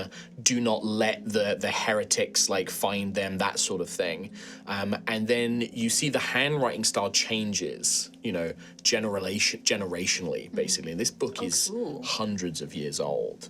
And it becomes more religious. It becomes more vague and esoteric. It begins speaking about a prophecy that the chosen vessel will come, the Golden Emperor will be reborn. It is the duty of those who reclaim the birthright to protect the legacy and things like that. Very kind of vague, references, a lot of parables, kind of little stories to teach children. There are instructions here of like how to keep the heart of Dharunnax alive, like instructional. And I'd say that, it doesn't take you very much to realize that this is the heart of the Reclaimers' kind of beliefs, and very much like hints that there was perhaps some sort of community here. Maybe I would also say that like some of the parables, they're not overt. They don't ever refer to crown steel. They don't talk about like trying to overthrow the empire. A lot of it's about like, we want to live in peace. We want to live in prosperity. We're away from the sins of the false gods, and it's very cult brainwashy stuff. Sure. Being free to choose, not under the tyranny of the dragons and things like that. All being equal here, and Does it kind of like? No, I guess it wouldn't. I was just wondering if it would kind of go against other religious doctrine or something like that. Like, it heavily implies that the Scion Church, like it doesn't say them specifically, but it refers to pretty much everything else as being like heretical or not true. It says that it's lies. Like there's definitely a parable here of the empire being stolen. That the Dragon Empress was a liar. This is the kind of thing that if it was found and given to the wrong people, like, it would be a lot of trouble for whoever had this, the kind of thing that like you imagine your friends, if you want to call them that, or allies, the Ecliptic Order. This is the kind of thing they try and find, basically. Well, This entire settlement, or just the book? Probably this entire settlement. book's good evidence, though. Yeah, it is If good we can take that with us. Yeah, with time, it's easy to like break the chains, like free the book. It's like got a heavy chain to the corner that leads down to the altar, just so that it couldn't be taken. And it's like kept closed. It has like a lock on the front, but it was never locked and sealed. It was just left here. Luckily, not magical in any way. You don't see any runes or anything on it. It is just like a pass through the generations holy book, basically. You would find maybe a list of names, the authors and the people that have been the custodians of this book. And most of them you are very quick to realize are probably hundreds of years old, not very relevant. The last name, which you imagine is the person who was leading this congregation or this little community, is the name Sacred Alonso Met. How are we spelling this? Sacred, like the word sacred. Alonso, Alonso, Met, Mett. Sacred Alonso Met. And sacred seems to be a title given to all the predecessors, kind of like father or priest. What was the name of the book again, sorry? The Prophecies of Dharunnax. I think while Gruff is just anecdotally while everyone's writing, as Gruff is reading this, he just keeps muttering blasphemy under his breath. Yeah, this is a full-on blasphemous text. Blasphemous. Not like an evil, Necronomicon kind of thing, but this is actively saying the Empress is a liar, shouldn't rule the Empire, the gods aren't real, or they're not true gods, they're thieves, they're killers. It would probably not ever state Maelair and Pyrrhus, but it talks about the daughters who betrayed their father and things like that. And you're a fairly religious guy. You can see parables here. Although sovereign's never been gendered or referred to as a father, you can kind of see that it talks about the sun and the moon betraying the creator and things like that. And you're like, well, that I know who that is. It's not particularly cryptic or in code or anything like that. There is some heavy tutting going on. Just really heavy What's that tutting. sound? Oh, Running. Blasphemous! Rowan's going to try and make the most of the utensils he's got on him to create some rationing food, stew. looking through these houses, so much stuff has been left behind. There are spices. I'm going to there are reclaim the herbs. reclaimers' food. Yeah, yeah. The fields have stew. got like you even like pop out into the vegetable patch and there's like marrows and like pumpkins and I'm going to heavily inspect actually no, pumpkins these. is like an autumn thing. You inspect them. Do Yes. You? Oh, give me a Arcana or Nature check. Shout. Arcana's +0. Nature's +0. Would you like to spend a fate? Oh, never mind. Nat 1. They're great. These look beautiful. Like a big My marrow, scions. cucumbers, tomatoes. They're so ripe. They're massive as well. They're These huge. are so juicy. Yum, yum. Get an excessive amount. Yeah. But there's a pot Some with for the journey water. back. You know, there's a pot already boiling with water in it. There's spice racks. You We got everything we could ever need. We could move in. roll, because you've gotten some proficient training in cooking. You did like Yes. some proficiency, didn't you? That's specific. Yeah, but you've been training with cooking. Roll d20 plus proficiency, which will be 3, and then plus your either intelligence or wisdom. I'm going to go with wisdom. Okay. So that's 11 plus 3 plus 2, 5, 16. 16. You make a lovely vegetable stew. No meat. You find that there's no meat here. There's no processed like chicken or anything like that. But you find loads of veggies, loads of spices, and yeah, you make this. I get really stuck into it. Like, it's a good distraction from everything that's going on right now. Smells wonderful, and it's They're gonna funny. Like love this. you put all the vegetables in, but the stew is this like really rich, like kind of like golden yellow color to it. Lovely. God, that's a lovely colour. And it smells so good. I'm yum. constantly sipping, tasting the food to make sure it's seasoned well. Yeah. Yum. Lovely. Tastes so good. Food's up, everybody. You get a really similar, because you were under the withdrawal effects, weren't you? Yes. That just goes away.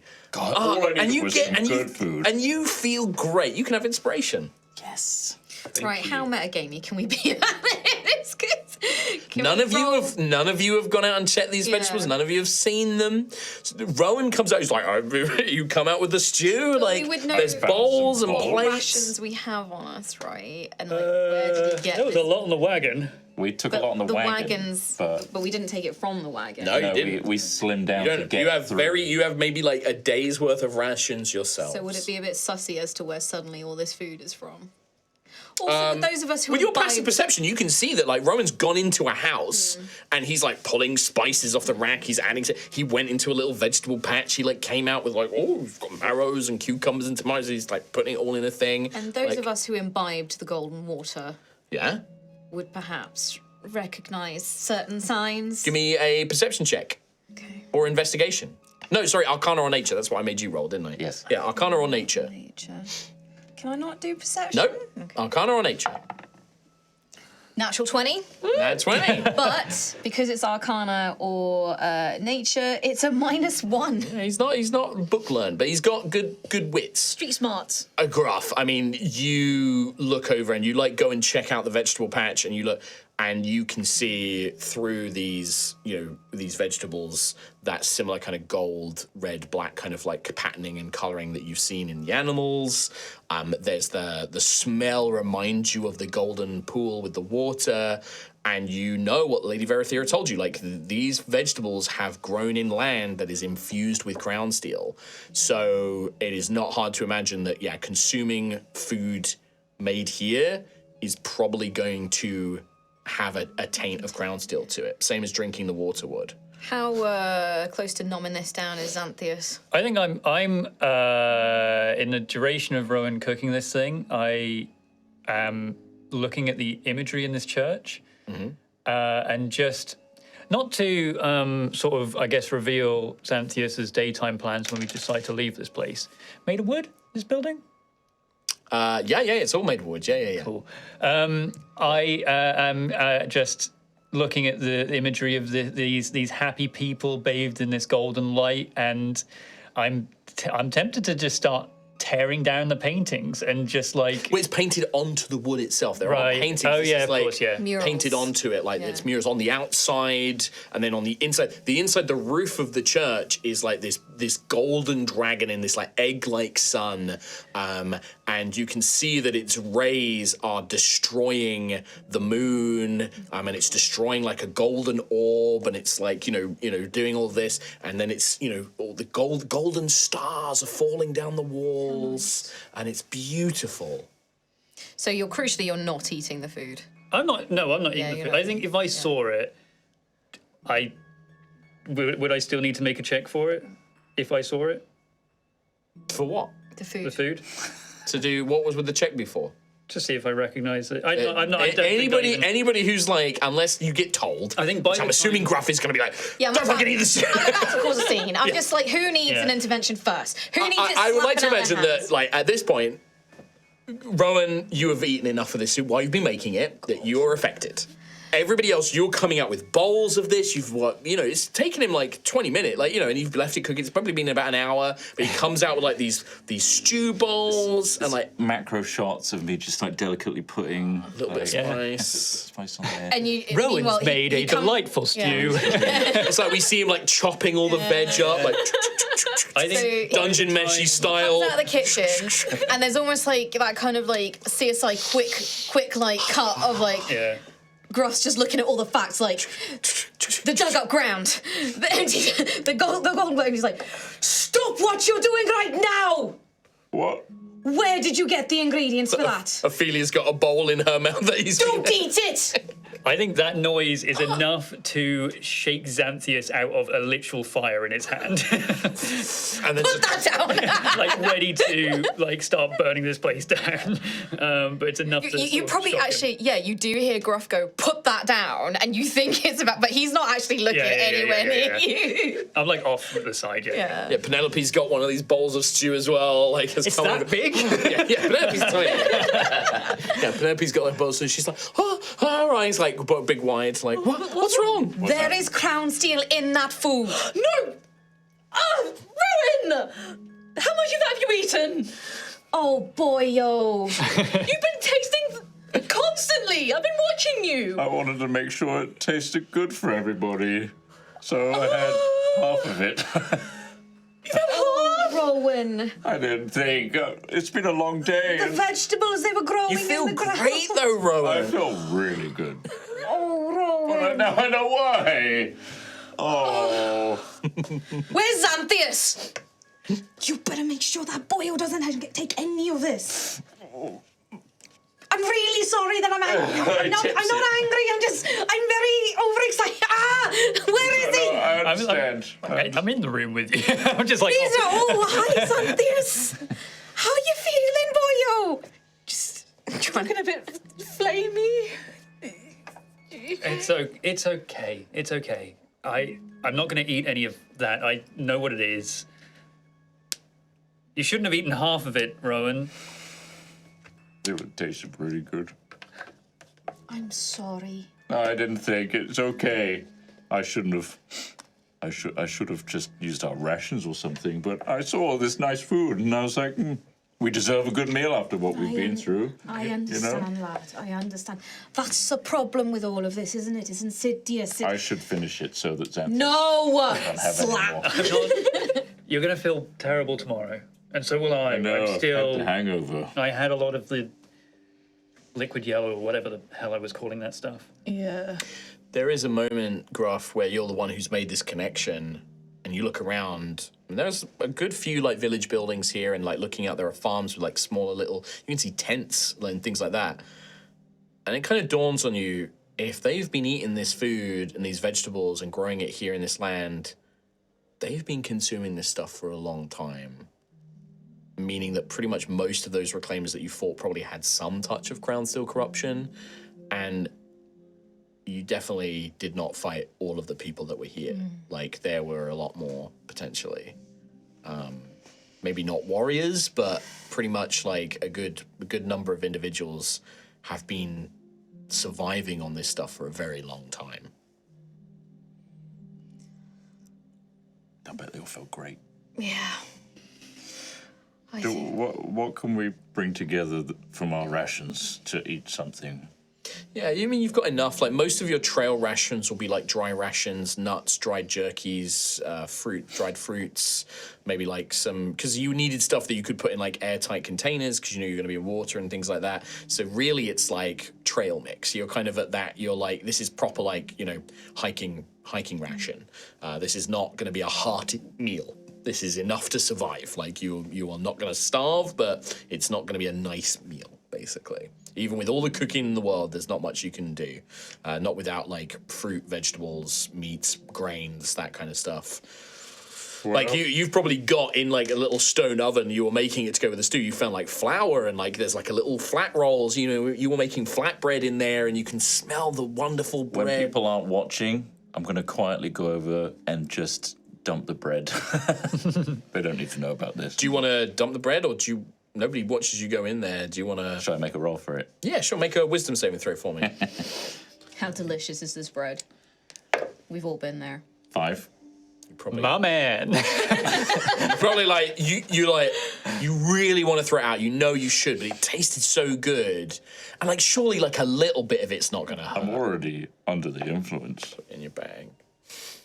This is literally my brain when it comes to food and bread. I shouldn't eat bread. I'm not meant to be. But you can't resist it. No, it's so fluffy. I love it. What's an entire tube of Pringles? Exactly. No joke, quite often I will go to Lidl and buy their seeded sourdough loaf. I'll eat the whole thing in one meal. And that's a lot of bread. That's a lot of bread. But I'll eat the whole thing. Just butter and like olives and shit. I'll eat the whole thing.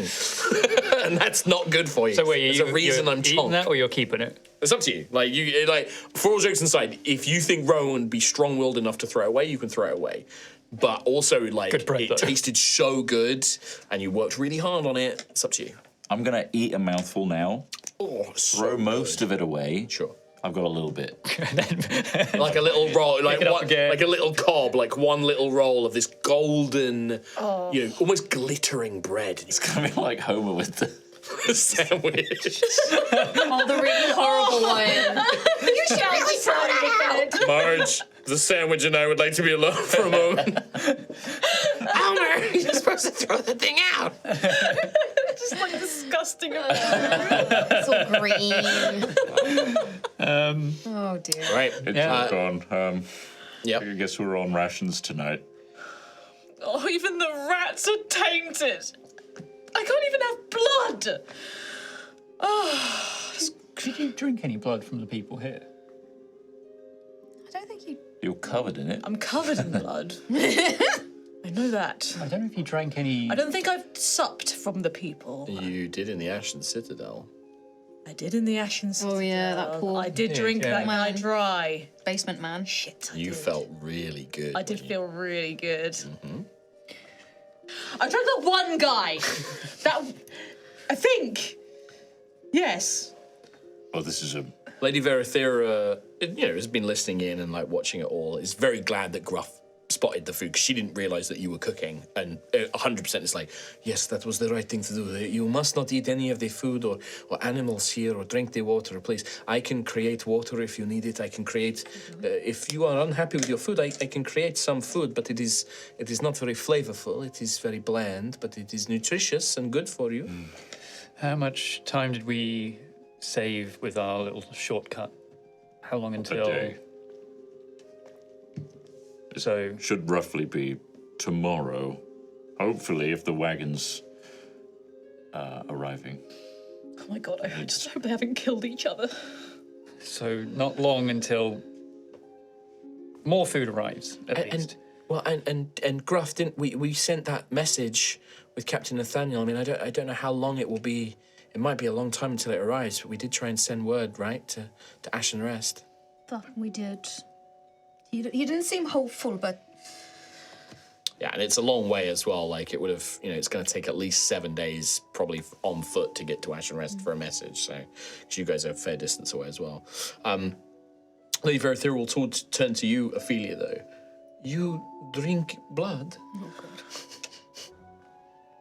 Yes. You are. I sense that there is a touch of death about you. You are. Oh, thank you. Yes. It was not a compliment. Oh, sorry. I mean, nor why am would- I apologising? Hi. I don't know. Why are you apologizing? I don't know. If blood is what you need to live, to sustain, for nourishment, Well, yes, in a way. It empowers me. It but gives you me do strength. not need it. I don't need it, but I do very much like it. I see. If I don't have it, I feel feeble and just like I'm sick. And You feel sick. I don't like feeling sick. You can see that there's like a consternation about like her, like that saying specifically you feel sick seems to like get her attention. And you can see that she's like agonizing with the decision. I do not want you to be sick. How sick do you get? I just get really like lethargic, and I can feel like I'm losing myself. She like takes an intake of breath. I become driven by just hunger. You know when you haven't eaten for like Starvation week. is a terrible thing. It is awful. I become like a beast. Being Not a like my beast usual is not resplendent so self. bad. Okay. And she will come over in humanoid form and she will offer her arm. But please, just a small amount. I do not want you to be sick. I cannot stand the idea of you being unwell. If I can do something about it. Are you sure of this? Well, Am I dreaming? I don't think you will hurt me. I am a dragon. Oh, no, no. But you must promise to only take a small amount. I promise. Okay. By the Greyfather. Yes. You have my word. Well, then it is my duty to help. I, of course, don't want you to be sick. And I want you to be fed. And she will also use create food and creates a bunch of sort of it's like a nourishing gruel. It's not very tasty, but it's very good for you. And so she sort of creates it in the empty stew bowls, basically. I pretend to eat. Yeah, sure, you don't have Lovely. to. Thank you. But she will come down I'm so full. and offer her arm. She like pulls up her sleeve and offers it to Ophelia. Ophelia will just wipe her mouth. Well, if you insist, my dear. And she will, just take her wrist and just a little. You have to really press hard to puncture the skin, because whilst she is in a humanoid form, she still has the toughness of a dragon. So this is like you're like trying to bite through scale, even though it should just be flesh. But eventually, and you manage to bite in, and you feel this incredibly luxurious, rich, slightly earthy toned. If one were to liken it to a wine, this would have a sort of earthy aroma and taste to it. It's very deep and very rich. And even just a small amount of it leaves you feeling very full and satisfied. And there is this very strong, powerful. You've probably tasted. The Countess probably let you taste some more exotic bouquets, shall we say? And magical creatures that possess a lot of natural magic, tend to have a sort of very strong taste to it, or not quite carbonation, but there is a sort of tingle. And this is, there's a lot of that in this draconic blood. As you just sip on it, how much does Ophelia keep her promise? Oh, she'll keep her promise. Okay, She wants to be in good standing So with as the soon as you dragons. feel full, you're like, and you just pull Yeah. away, and Lady Viratha just pulls her hand back, like My word, that was. probably taking like a couple of D6 points of hit points, but You are delectable. she like holds it. You see the wound quickly begins to heal. I do not want you to be sick, and as long as I am here, I want to make sure that you are well. Oh, that's very kind of you. Are you okay? Are you feeling? I mean, you're a dragon. You're fine. That's not. Round 2. But I must ask, what manner of thing are you that you require to drink the blood? Like, there are some species of creature I know. There are creatures that subside on blood and meats and things like that. I have never seen a human or a humanoid who drinks of blood like this. Well, I'm a Dampier, my dear. I come from Osseous. I do not know what that is. Oh, well, I must tell you all about it. Oh, my. Well, on Osseous, we celebrate all things beyond life. It's a frown. So, I am from the House of Blood, but there's also, the House of Bone. We don't really talk about them much. The House of Shadows, the House of Rot. I am from the House of Blood, where blood empowers me, imbues me with energy, and it's what I celebrate. It's what I live for. It saved me, and I owe my very life to it. That is a good thing, I suppose, but these things that you speak of, I've never learned of them in Mistwald. I am not included in much of the greater political discussions, but I wish to learn more about not where you come from, but of you and how you work, if that makes sense. And she's, if you will take a moment, and she, Of course. like, you see her eyes glitter like a detect magic spell, and she starts sort of examining you, and probably for the rest of the evening asks you a lot of questions about, like, what's it like to drink blood, and, like, what happens if you don't have, like, how long until you start to feel unwell, and, like, almost like a doctor, like, and, like, fascinating. She's not making notes, but she's kind of asking more medical questions, like how it all works and stuff. I'd ask her about Mistwald and stuff, and about her province and. Yeah, so she will tell you that Mistwald is the province of the Green Dragons. The Green Dragons are deeply connected to living things, natural things, life, but as well they are also connected to dreams, and the life energy and the idea of hope and what dreams can mean, and the secrets and the wisdom of them and things like that as well. You know that it is a very heavily forested area where they live in harmony with nature. There are cities and cultures and things like that, but they are kind of made to coexist rather than to destroy and replace. Oh, cool. The Green Dragons are quite numerous, and they're renowned as like healers, but also sort of mental health and like therapy and things like that as well, because they use their powers to enter dreams, and they can help people deal with traumas and things like that through power of dreaming as well. And they tend to be very gifted in magic that heals and helps people, supports them and things like that. And she is I believe the 14th daughter of the Archdragon, is what Lady Verathera would tell you. God damn. Yeah. Of 14, right? What? Of 14, right? She doesn't say. She just says she is the 14th daughter. Specifically, the 14th daughter is what she refers to as well. Oh. So. Damn. Getting down to it. Yeah. and you probably would pick up on, like being like the province of life and like healing, there is this idea of like procreation is a very good thing, and they encourage it in both the natural world and in themselves and things like that.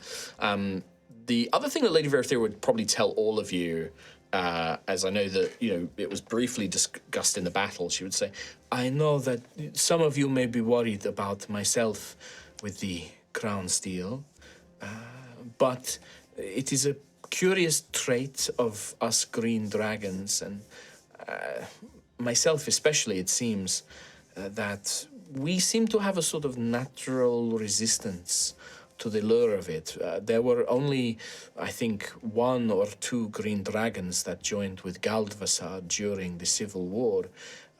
It is something to do with the natures that Crown Steel speaks to. They are not common elements of green dragons.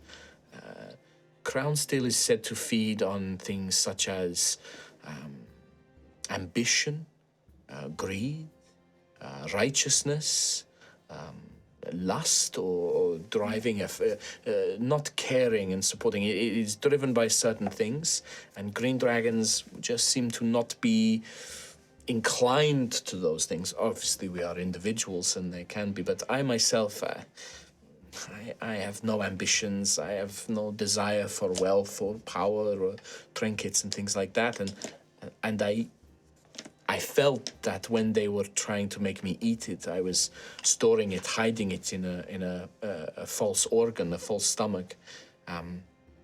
It was speaking to me. I felt something in my mind, a voice, something in my body, but it just did not seem to connect with me. I could not tell you why. That's very good to know. Thank you for your honesty. Yes, of course. You came to my rescue, and I feel that we have become companions in trying to resist this strange effect and these reclaimers, whatever they were trying to do. I'm very grateful, and I am worried about Sir Eldrak. She looks, and he's still sleeping. Like, he is passed out. He's been out, like, barely stirred. He was there before me, and he consumed it regularly and does not have the ability to hide it like I did. He is greatly affected.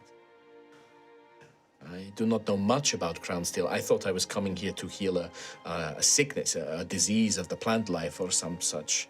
I did not know it would be crown steel, but I know a little, not too much, but I know a little of it, what most dragons are taught.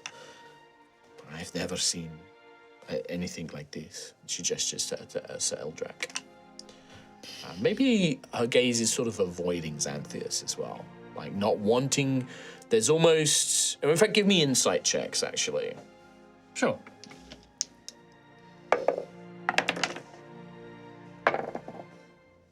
Eight. 15. 15. 9. 21. 21. Xanthias and Rowan. Rowan, you get the impression that, like, it's not that she dislikes Xanthias or she doesn't want to look at Xanthias. It's like she's trying to avoid him to not complicate things. Like, she's like avoiding looking at him or avoiding acknowledging what she knows. Because if she acknowledges it, then she'll have to talk about it. Like, if she gets asked about it. Xanthias, yeah, you pick up on that, and even more, like, there's a kindness to this. She's trying to not acknowledge you being connected to the crown steel so that she doesn't have to, like, if she gets asked about it or things like that, but also to not make you aware of it as well. Like, it's trying to just kind of gloss over it with you. Focuses mainly on Sir Eldrak, is the impression you get. I think Xanthias, if that's the depth that he gets out of it, I think he appreciates almost like the crown steel and Xanthias not in the same sentence for once. Yeah, there's an element of that. Yeah. Is there anything else, or would you like to take a long rest? I think Find shelter. Long rest. Yeah, I'd say we don't rest in this building, but yeah. I'd like to avoid sleeping in this building. Just in the church? I'm not intending to. There's other burn it down buildings, now. yeah, but there's other buildings and stuff, absolutely. Yeah. But yeah, just to find another place to go. You can and then all rest there. Before you all take a long rest, everybody but Xanthias can take a long rest. Xanthias, Yes. I do need you to make a Constitution saving throw. Okay. Because I'm afraid it is that time. I guess I recovered because I'm not wearing my usual Xanthias outfit, and I haven't for a while since the mines, right? I've been wearing burnt like it off. I burned that away. Yep. But I also ripped off the top layer. I guess I recovered the shirt, but It's tatters. yeah, I guess You are shirtless. But I my can friend. see my arm, right? Yep. Constitution again +7. Fate. I should have added fate to it. Should have done. Should have, didn't. Unnatural 20. Unnatural 20. Okay. We will find out what that all means after the break. Hell yeah. Bit of a later one, but a lot to talk yeah. about. We will see you for part 2. Join us then. Take care. Bye-bye. All right. See you in a bit. Bye, bye, bye, bye, bye, bye, bye, bye, bye, bye. Welcome back to part 2 of Altheya, the Dragon Empire. Our heroes have emerged from the Heart of Dharunnax, the fortress of the Reclaimer cult, where they battled and recovered Sir Eldrac Ignis, rescued Lady Verifera, and now have emerged out into a bizarre village that was above the underground lake, seemingly dedicated for the cult's purposes. Meals were attempted but quickly abandoned by most, fearing the Crown Steel influence. Conversations have been had as our party bedded down for the night for a long rest. Xanthius, Hi there. with everything that has happened, the dream is not... It is not as vivid and intense as usual. Huh. But you sleep fitfully, always on the cusp of a deeper dream, Okay. skirting its edges, glimpsing the figure in the ragged cloak and the golden skin. Give in. Flashes of a pool of liquid gold and a throne of metal resting within it. Yourself blazing with power and fire. Corpses at your feet. But these are fleeting. You wake, you stir, you drift back into the black void that is comfort at this point.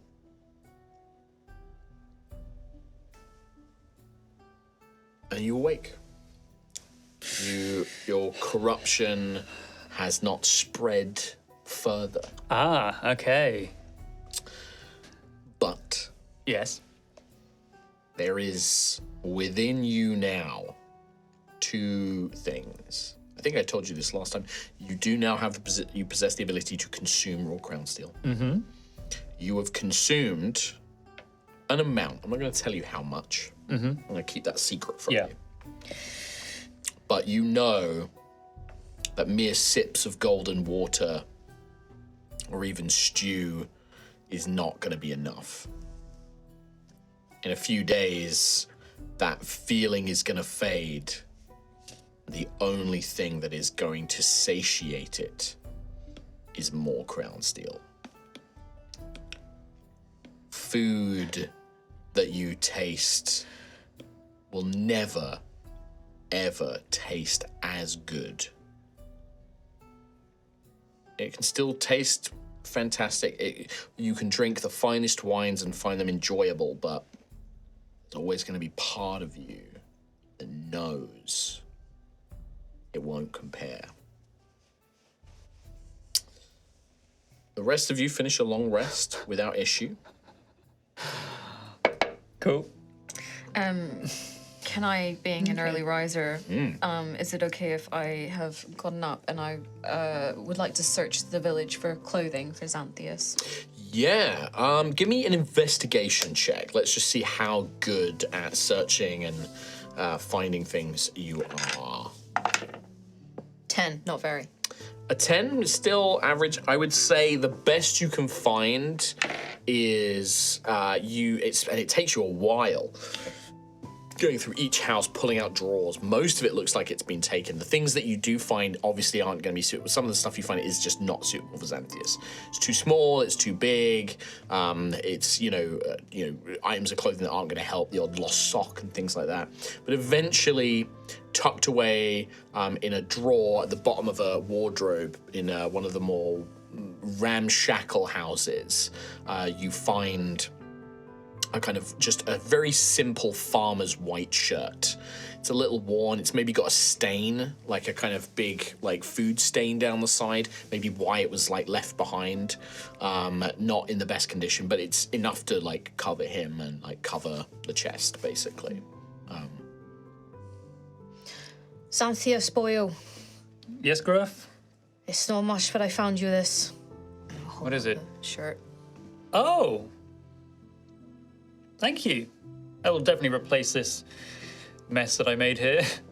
Well, you always said from your part of the world you put a lot of stock in how you look, so how about we change for something that doesn't look like it's held together by threads in a dream? No, yes, this is falling apart. But that will do. That reminds me a lot, actually, of some of my clothes in Rust End. Aside from the stain, we can wash it. We can wash it. How are you feeling? Felt worse. Felt better. I haven't felt worse. I felt much, much better. But no, I don't think my arm is doing anything crazy right now. Yeah, not good. But good enough to carry on for now. What will make you feel better? Getting back to Ashen's Rest, finding that Baranth and Percival are okay. They made it here just fine. I don't suppose we've heard anything yet. But this place, this village, it's far away in the Ash Hills. Sure, no one's likely to find it, but if they do, we don't want to instill the wrong ideas into people that don't know any better. And this church is spreading lies with its imagery. This well is still here. I know Ophelia covered it up, but this place can't be here for anyone to find. You want to tear it down? I want to burn it down. Let's I want go. to.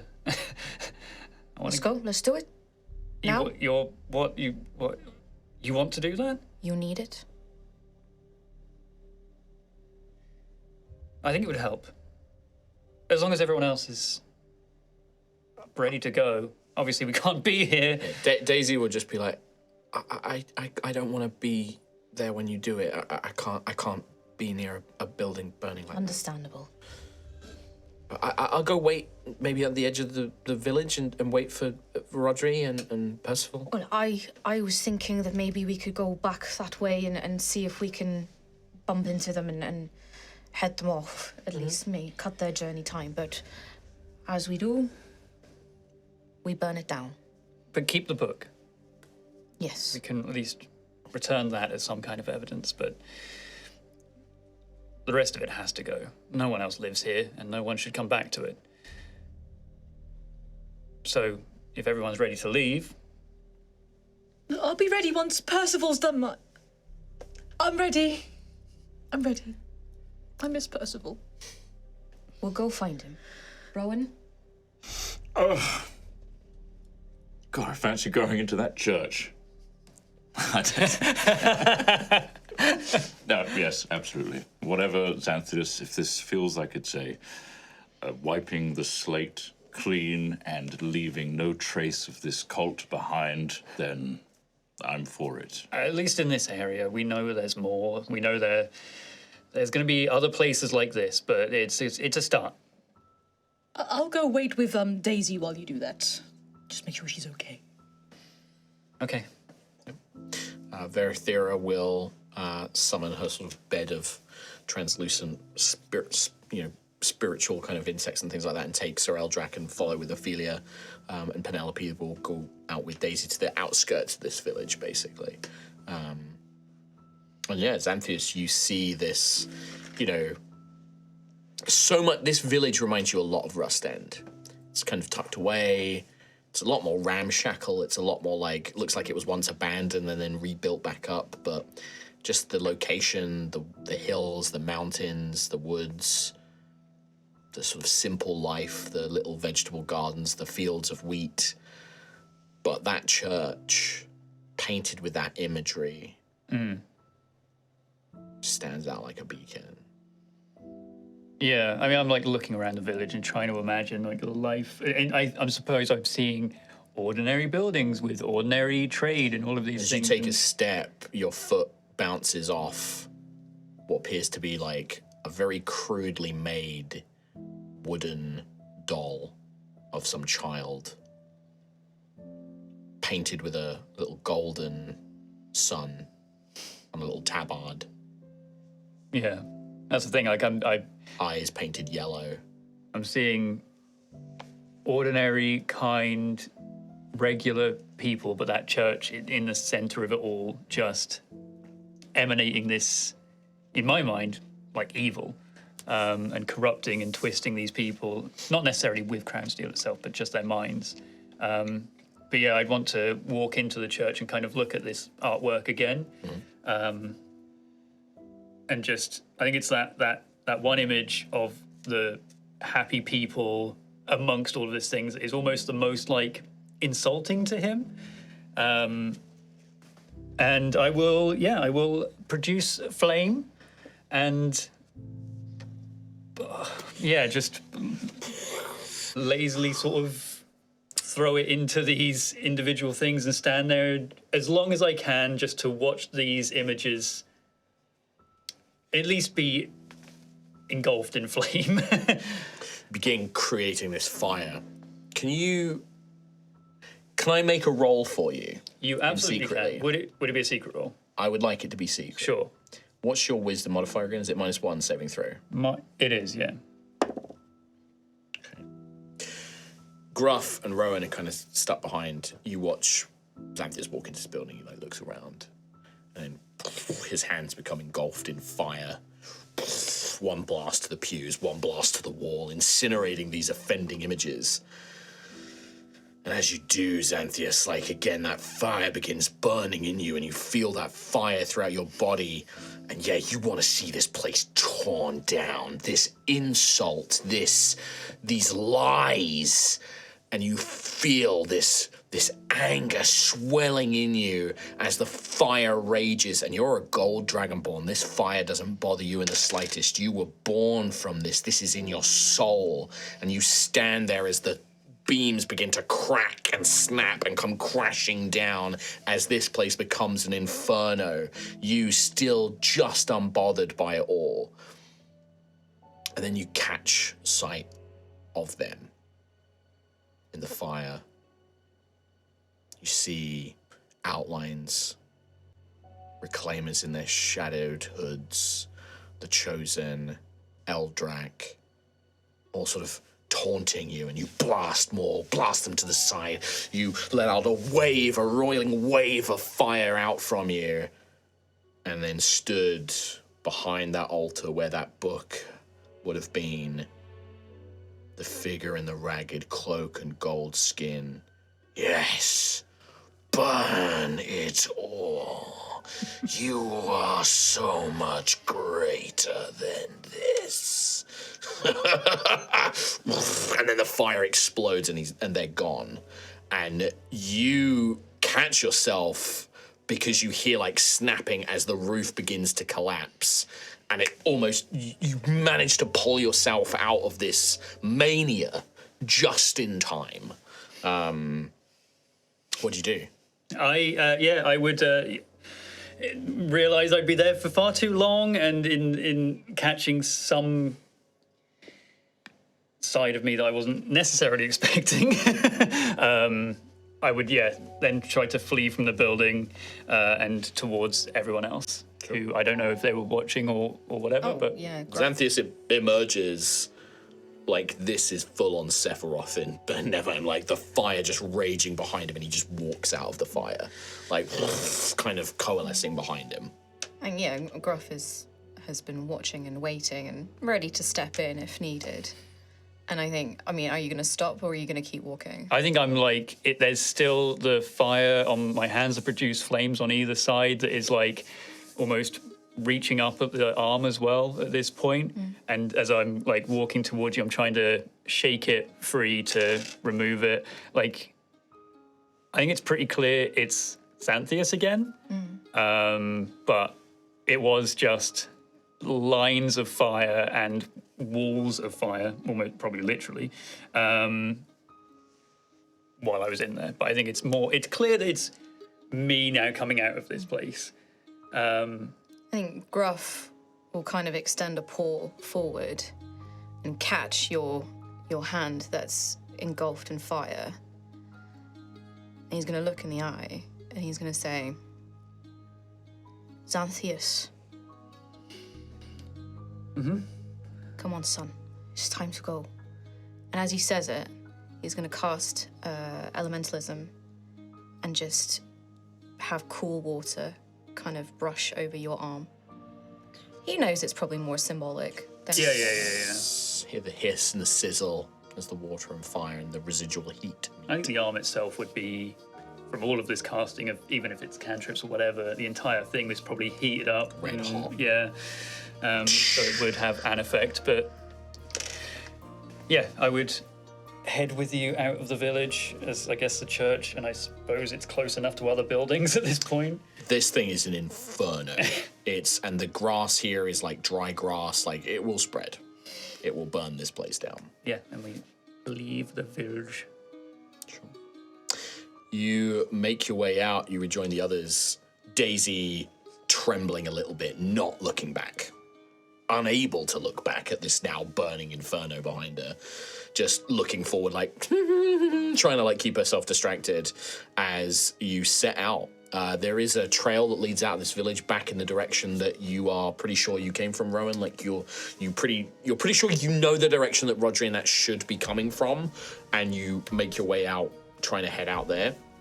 It takes you a couple of hours navigating this kind of not really trail. Like you're really out in the wilds here. There's no road, there's no path. Like this was such a secluded, self-sufficient community. But eventually you see the slightest movement through the next set of hills as you see a trundling wagon and a large beast pulling it.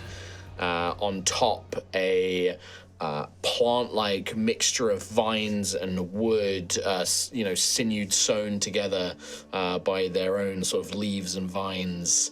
Figure on top, very gently just holding the Rodri's reins as Baranth does so, trundling their way towards you.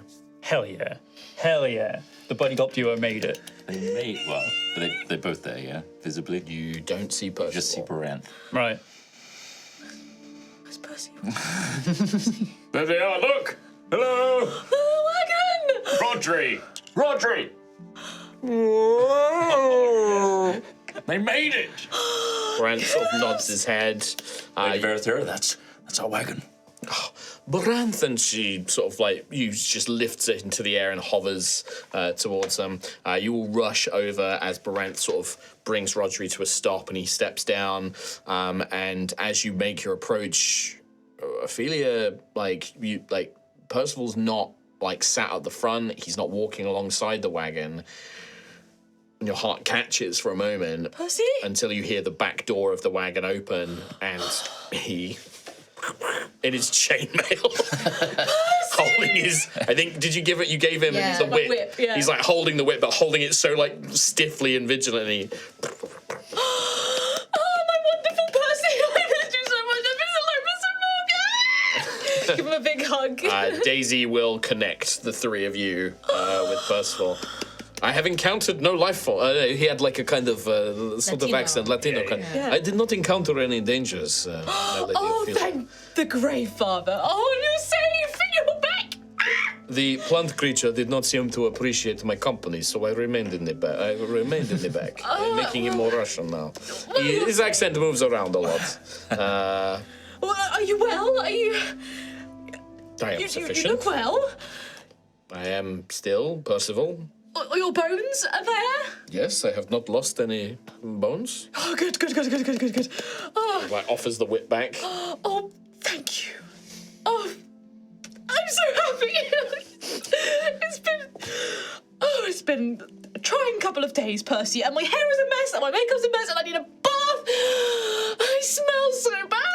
It's been so Your hair has not been. You have not done your hair properly, mistress. Allow me, and he will take you into the back and start doing your makeup and doing your hair. I feel like myself. Dicks. I didn't want to say in front of a lady, but you know. I thought she knew the spell stink cloud. Right. Oh, I feel like myself again. I feel whole. Oh, what a relief. Baranth will nod in all of your direction. We encountered no difficulties on the road here. Lady Verathera, I am honored to be in your presence once more. Bows deeply. Boranth, it is good to see you well again. And she kind of goes over, and you see that, like, as Lady Verathera gets closer to him, all the little vines on Baranth begin to bloom, like, just naturally. So he quickly becomes, like, covered in, like, green, like, pinks and orange and, like, red and blue flowers that just, like, sprout all over him, over his, like, toga, just by her presence. And then when she moves away, they sort of retract back in. So it's whenever she's close. And he, like, looks, Your friend Rodri is quite sturdy. He's a good boy. He's a good boy. He's a great Travels best boy. well. Yes. Thank you for rescuing Lady Verathera and looking after Penelope. Penelope's just like, just like scrambles up, like wraps herself around him. But yeah, you reunite with the wagon.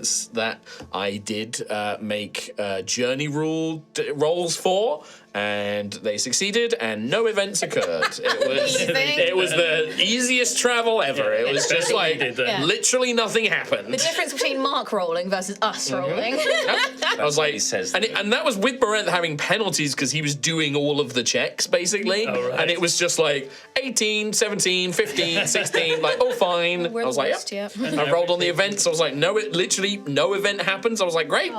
These two have just been like, lovely time. yeah. Well, it's time for us to take over. I don't believe it. Wagon breaks One, three. immediately. Whole season's worth. Sure, if Rowan Adventures. wants to believe that, you absolutely can. But yeah, the canonical is that nothing happened. We don't really know what happened down there. He's There's something saying. beautiful about that. Yeah. Sure. What happens on the wagon stays on the wagon. Stays on the wagon. Yeah. For adventure. But yeah, so you go reunite with the wagon. Excuse me.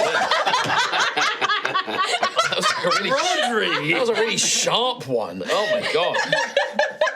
Kind of You're up not my even throat. drinking Coke or anything. No, that's the It's thing. I'm straight just out talking. water. Yeah. Oh dear. Oh man. Audrey's eating something a bit funny. Like no joke, it was sharp. Like I it can't. sounded sharp. Like it was like it hurt. Like Gotta stop it's eating horrible. thumbtacks, man. yeah. But yes, so you meet back up with the wagon. Okay, cool. You are so if you pass me the map, Yes. and I will.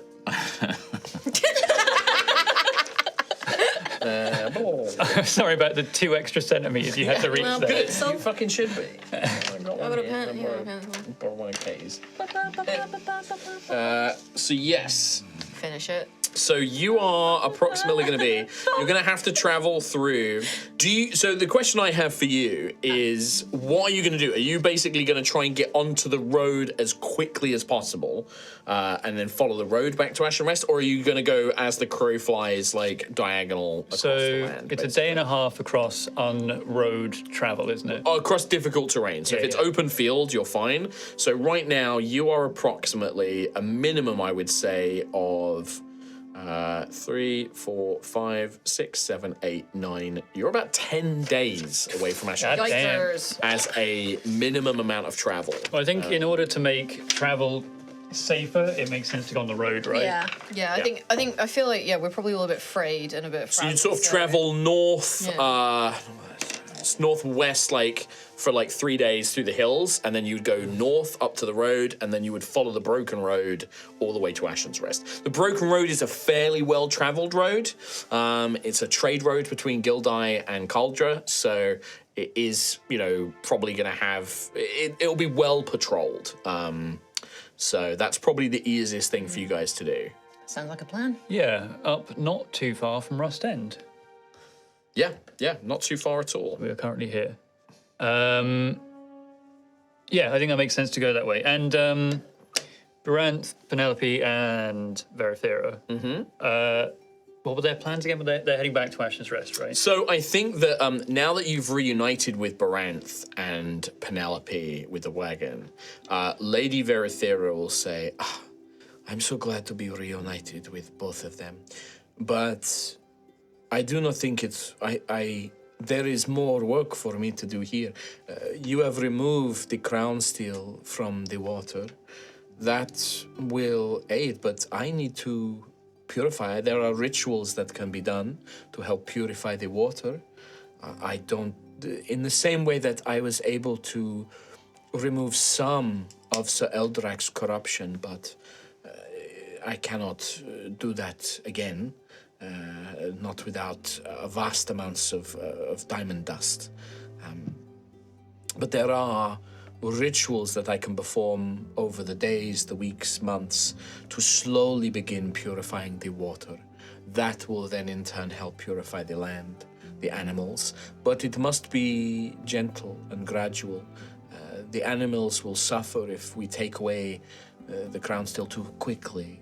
They will likely have withdrawal from it. So I do not wish to remain here because I am still afraid of the crown steel that is down there. If I am around it too long, it will corrupt me regardless. But Sir Eldrax needs... I do not know what to do with him. He is very clearly corrupted and mutated. If people see him like this, it would be bad. I do not know what to do next. I don't think that traveling with you is the right idea, but I do not know, and I wish to see that crown still destroyed. I don't think that it should be kept by anyone. It should be destroyed. Agreed. I think we all agree with that. Yes. Absolutely. Where are you going to go to then? Well, Are you going to stay in one place? my instinct would have been to remain close by to the lake so that I can go and perform the rituals. But now that the village has been destroyed, I mean, I can clear out the entrance and make my way down there to perform the rituals, but I don't wish to leave it unguarded. I don't, in case the reclaimers come back or things like that. I could go back to the Mistwald and tell my mother what has occurred here, but I fear that there would be political elements at work there that I don't wish to get involved with. If the Green Archdragon learns that there is this blighted crown steel land in Caldera, that there's this pile of crown steel, my mother is very shrewd, and I'm not sure if that is the wisest course of action. Well, we're heading back to Ashen's Rest. And we're going... It is the realm of Duke Ignarius. Yes, Yes. I've heard of him. A warrior, a great warrior. We are speaking specifically with Emberissa, the daughter of the Duke. And I have seen her, I believe, at a gala, at a ball. If you were to come with us, maybe we could arrange some sort of assistance or aid from Ashen's Rest to go out with you. Yes, that would be better, I think, to send people. Now Yes. that we know where it is, but... It's in their best interests as well. But do you think that the Emberissa and the Duke will be okay with what has happened here, with the crown steel and... Not at all. Oh. And So they'll we hopefully cannot tell them? I'm they'd confused. they'd want to put it right, I believe. I see, okay. But we'll handle that side of things. Oh, very well, okay. But We should be able to get you some assistance with at least your project, so you're not alone out here.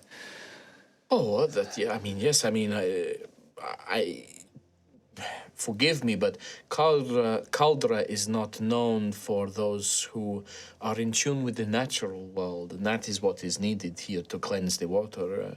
But if there are those who have those magics and abilities, if you know of anyone who is primal magic or magic that can help cleanse the land, that would be very useful. But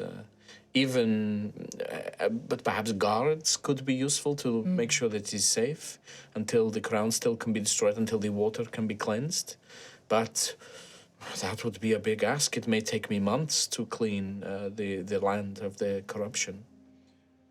Well, I think some of us here are very good at speaking with the people there, and I think we could come to a decent agreement which Okay. would benefit both them and you, to make sure they don't just come and burn everything down, as cauldrons like to do. They are And very kill Dians, apparently. They are very passionate people, the Caldrons, and their passions are very strong. But very well, I will accompany you then to Ashen Rest. And if you think that speaking to Lady Emberissa and the Duke Ignarius is the right course of action, and I will come with you, and I can give them my account of what happened. But please understand that crown steel is such a difficult subject for dragons. Merely being in the presence of it, that could condemn me and Sir Eldrak as well. I mean, I cannot hide what has been done to him. You were a prisoner. You were held hostage and forced against your will. The church, I think, that may be the case, but they will be afraid of the consequences more than the circumstances. Again, I think we've got some people here that are good at If you think you can, if you can convince them that all is well, then yes, I'm I happy to trust suggest you. you're right. You should probably lay low until we give you the all clear. Very well. Very well. I'm happy to do so. Well, 10 days. Yeah. So is the plan just to basically make the long trip back, basically? I think so. I think away from Verathera as well, I would ask everyone else, I suppose, if we should maybe speak to Obsidius first about Eldrak before taking him straight back to Emberissa. Yeah, there's going to be a emotional weight to seeing him in this. Yeah, I wonder if because Obsidius, we all know Obsidius, he's totally chill with. He's Crown Steel. pragmatic. He's fine. He loves the stuff. Not in that way. He loves He people that has it. understands He it. understands it, and is not immediately, I'm gonna kill this person, unlike Duke Ignarius would be, Passionate. or maybe even Emberissa. That's what I was thinking. I was thinking we take him to Emberissa first because she clearly has some sort of relationship with him, and then therefore would protect him. Just from don't know her how father. she would react to Crown Steel though. And what it's done Or to at least, him, like, and be yeah. reactionary and do like Revenge mode. salt the earth kind of revenge. Yeah, So maybe we go to Obsidius first. I at the think very least. that's a good idea. Because he might just say, yeah, take him to Emberissa. Not my But, problem. Yeah. Bye. So I think that would be the idea. I don't know. Mark's making a face. I do think Obsidian also has certain feelings about Crown Steel. He does, but if we took him back to Ignarius, for example, He's aware of Xanthias. Eldrak's dead. Right? Yeah. Or at least we assume. He has Well- extremely strong feelings about Crown Steel. But then we've also got Lady Verathera to back up our case, and Well, he said he was a prisoner, as it's more that he's Rowan just said. a dude who has been corrupted by Crown Steel. but he's also part of the Red Dragon's court, so is- he's their responsibility in a way. So this is kind of their mess to clean up. So they wouldn't want to kill a knight, surely. A quick way to clean up a mess, though, isn't it? It's also less killing the knight and more so what they're going to do with the lands as well, because we want to make sure Lady Verathera can cleanse them, and if they just want to go and burn it all, Yeah, true. We know for certain that Obsidius is at least less unchill He'll listen. with Crown Steel, and would give us the correct advice on how to proceed with Eldrak in regards to Emberissa It's a stepping and Duke stone. Ignarius. Yeah, okay, yeah. it's an inn. Yeah, all right. And if he says, "Don't do that," then I've got a gun.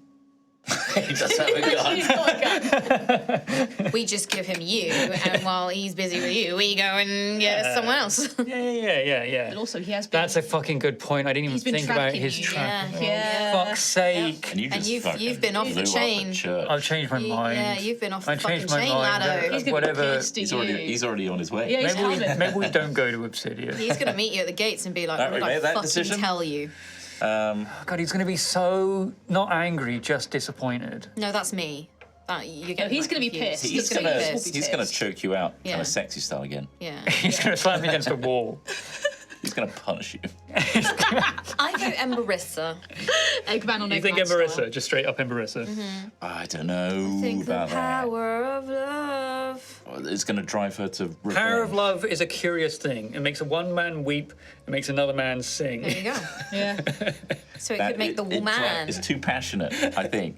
It's gonna make her be like, oh my she's, god. yeah, going to be Yeah, but fueled it's by the lesser of rage. two evils, though. It's either lady love True roll for it. or man dragon destroying this little kid who's gone off the rails. Look, either way, Obsidious is going to find me. I may as well go speak to him. How about we just double danger it and Emberus and Obsidious at the same time? Why not just Ignarius? Triple threat. Get them all together. Put the body in front. Alternatively, I have a gun now. Just shoot yourself. Wait, purple. How about this? Centuries run. We need to vote for it then. Oh, Democratically. God. It's need to time vote. to put this to a vote. I think Rodri should get a vote. Rodri get And Percy. Hot Rod Percy get a and vote, Percy yeah. gets a vote. Baranth gets a vote. Brant gets a vote. No, Verathera Baranth gets a doesn't get a vote. vote because the reason I'm saying this away from Verathera, and I should clarify this, is we don't necessarily want to let the Green Province know that within the Red Province there is a dragon that has some kind of ties to Crown Steel. Oh, God. That is a specific that I wanted to separate from Verathera for. So not Baranth. Fair. Or Rodri, frankly. I don't What the trust hell? that guy. What the hell? Where's he been these few days? Where's he been? Narkin. Is that still our Rodri? Yeah. How are we to know? It's been a whole season of events Exactly. this year on And HBO Max. A whole season of the Jim Carrey spin-off. going to come out of his ass.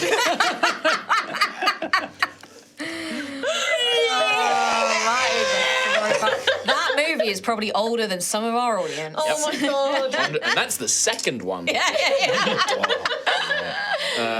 First one is also a little transphobic. A little bit. Yeah. Movie of its time. Movie of its time. Yeah. All right. Move on from there. My question is, so you are just going to start making your journey back, though, right? So what that means Journey. is I need to know who's doing what on this journey. I shoot Rowan. Oh no! I want. So the way I did last time is you tell me what you are doing, and Yeah. then I'm going to assign you a role. And you tell me what your character. So we keep it a bit more role play.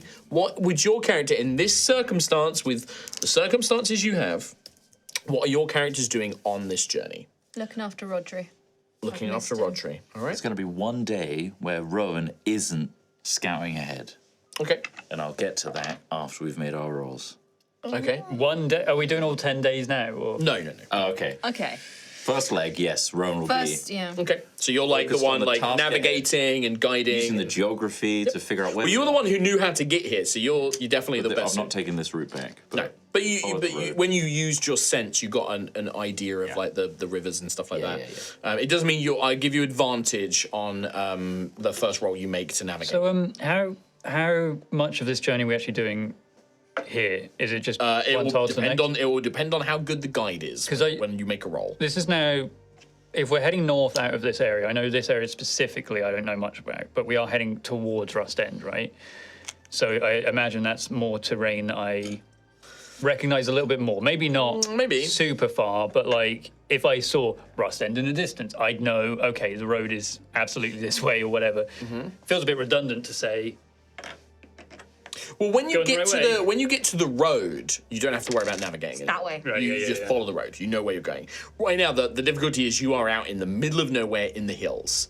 And all I need to know, because it depends on the rolls and everything else, what everybody is like doing as you travel, right? Like, don't think about like, oh, for 3 days I'm going to do this or 2 days I'm going to do that. Like, what is, until something happens, what do you think your characters would do? yeah. Catching up with Rodri, giving him a brush down, making sure he's well fed, checking his hooves. Are you the one steering Rodri, like actually on the wagon guiding Rodri, or are you just checking after him and looking after him in that way? Both.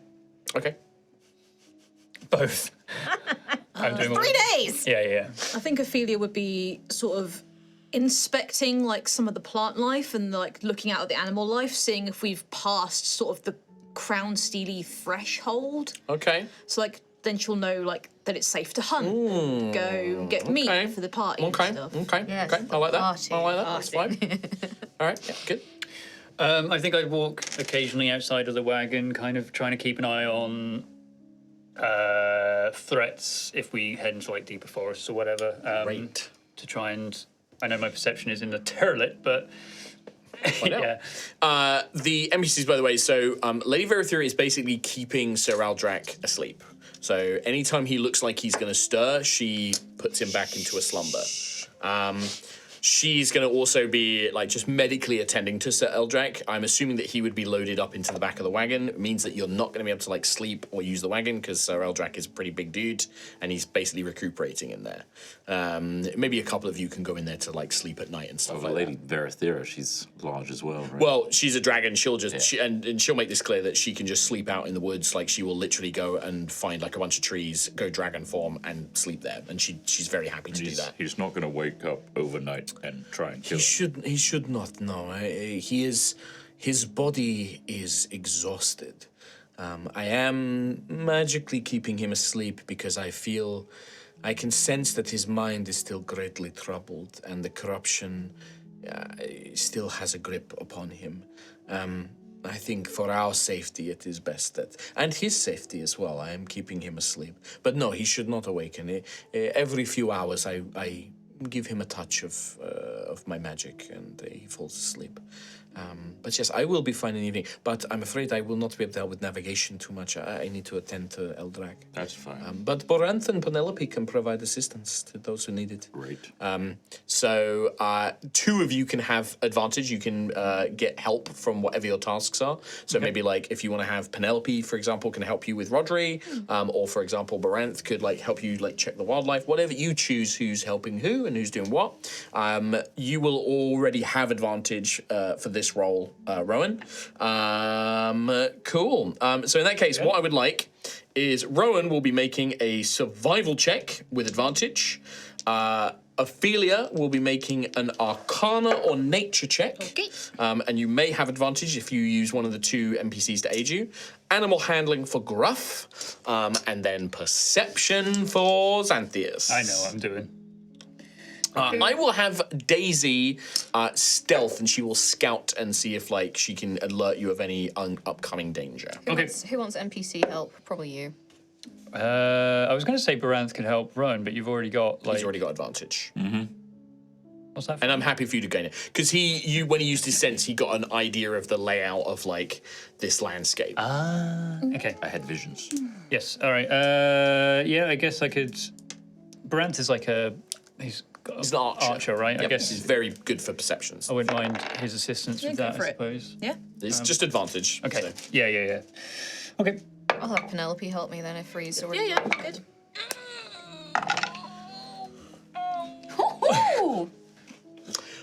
So what are we looking at for 18. 18 success, just about. For our guide. I didn't actually roll that well. No, it's great then. Got a +8. Great. So yeah, you got an 18. So yeah, though you are out in the middle of nowhere, there are no trails. You are going by your own ability to navigate, but you do succeed, which means you'll have a certain amount of days before you encounter any sort of event, right? So that's the success of that. Is you make good progress, and then we're going to roll for the event. What did Ophelia get? 9. 9. You struggle to keep track of like beasts and things like that just immediately scatter before this party. Like they don't linger around for you to get a good enough look at them or examine them. Plant life, none of these look like plants you're familiar with. So, you see a red plant and you're like, oh, crown steel? It could also just be a red plant. You're not really sure. I've also got like a feeling that like whenever like Xanthias and Ophelia are in sort of close proximity, Ophelia will kind of hang back just a little further. Okay. Or like A little bit of she'll distance. kind of skirt around him just a little bit. So that's kind of making her lose her focus because she's also keeping tabs on him. I love that. Love that. All right, what did Xanthus get on perception? Tom loves that. I am a huge fan of that. So I've got -1 to perception. With advantage, I got 1. I rolled 2 twice. I think that Baranth is keeping an eye out. You, however, are so focused on the events of the last few days. Yeah, I mean, the first day, there's a burning village behind us. You can still see the smoke for a long time. Your mind perhaps a bit distracted. Yes, so keep yeah, a watch out for yeah. anything. Daisy did succeed on her stealth, so she will get to like alert you if there is anything up ahead. What did Griffith get? I got a little Gengar on my Gengar dice, so that means I got a nat. That's 20. Gengard. Plus 7. Plus 7. 27. You do an excellent job of looking after Rodri. He is boy. happy and healthy. You keep him well fed, and he plods on without too much issue. He doesn't wander off. You keep him on the trail that Rowan's setting out for you, and he's happy as Larry. Yeah, happy little guy. I will make the journey easier for such a happy lad. 27. He's a very happy boy. He's a very happy man. I gave him squeeches. Would you like me to roll, or would one of you like to roll a d20? How about you, Roll? You haven't Yeah. had much this week. Public roll, at least. A 19. Fuck me. Oh, you know what that means? The gods come down from the heavens and 19 bless us thorax. all. Sidious. Oh, God, I've got to do a bit of real improv here. Just trying to remember what Obsidius's voice is.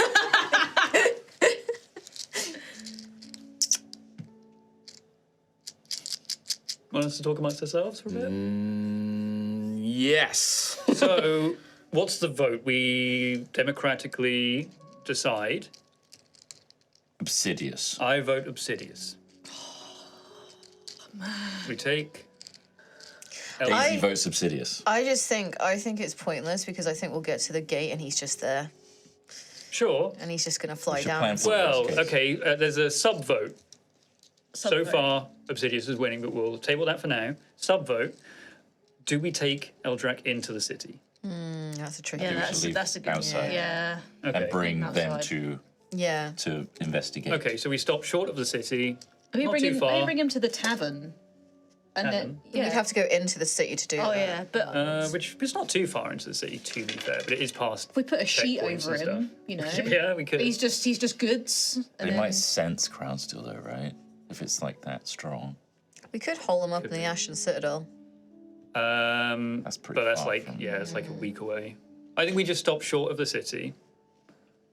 But either way, who do we get first? Obsidious has currently got 3 votes thanks to I Rowan think Rodri raising. just raised a paw as You well. wouldn't. Rowan I got a has I got a raised 27 on both that Daisy's boy. hand and Rodri's hand. Rowan is raising Rodri's leg. man, Groff makes a secret command. He just stomps it. So strong. Remember that not voting is a vote for Obsidious. Yeah, it is. That's true, and you should have read the subtext. Also, I don't make the rules. There's a time limit on the vote. And it already ended. It's going to end. Sorry. It already ended. So, Obsidious then, yes?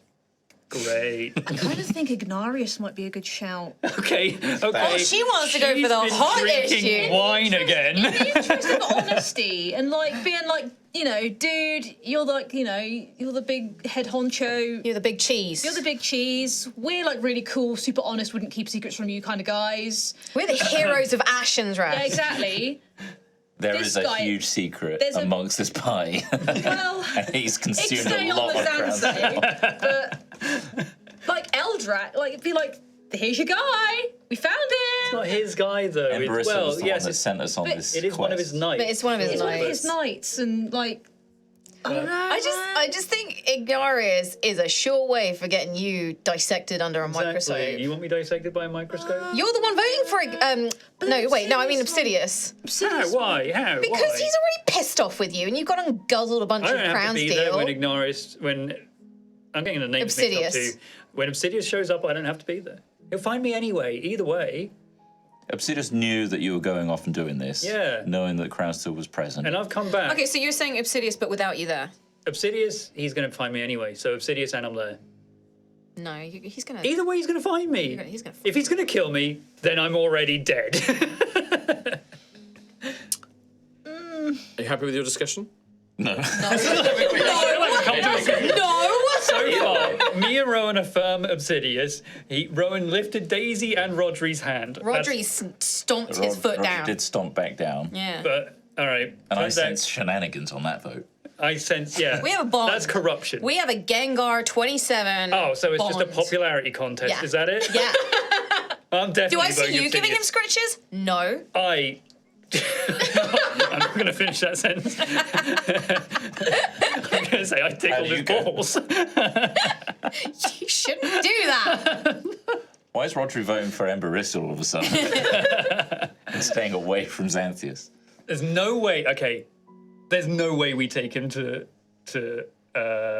Duke Ignaris is a Ignaris. thrown vote. That's a throne vote. And the democracy takes You are offense. just spoiling the ballot. I can tell you that much. Your chat is I hanging. just want to be honest with the big guy. I just think Emberis is the one who sat us on the motion. I'm just saying we take him to Obsidius first, just to see whether we should take him to Emberissa. in his current Why are state. we? Okay. It's the state that he's in. Yeah. And She's made of tough stuff. she is tough. She ain't She is no a willow dragon. flower. She is a She's a dragon. dragon. She knows. She's not.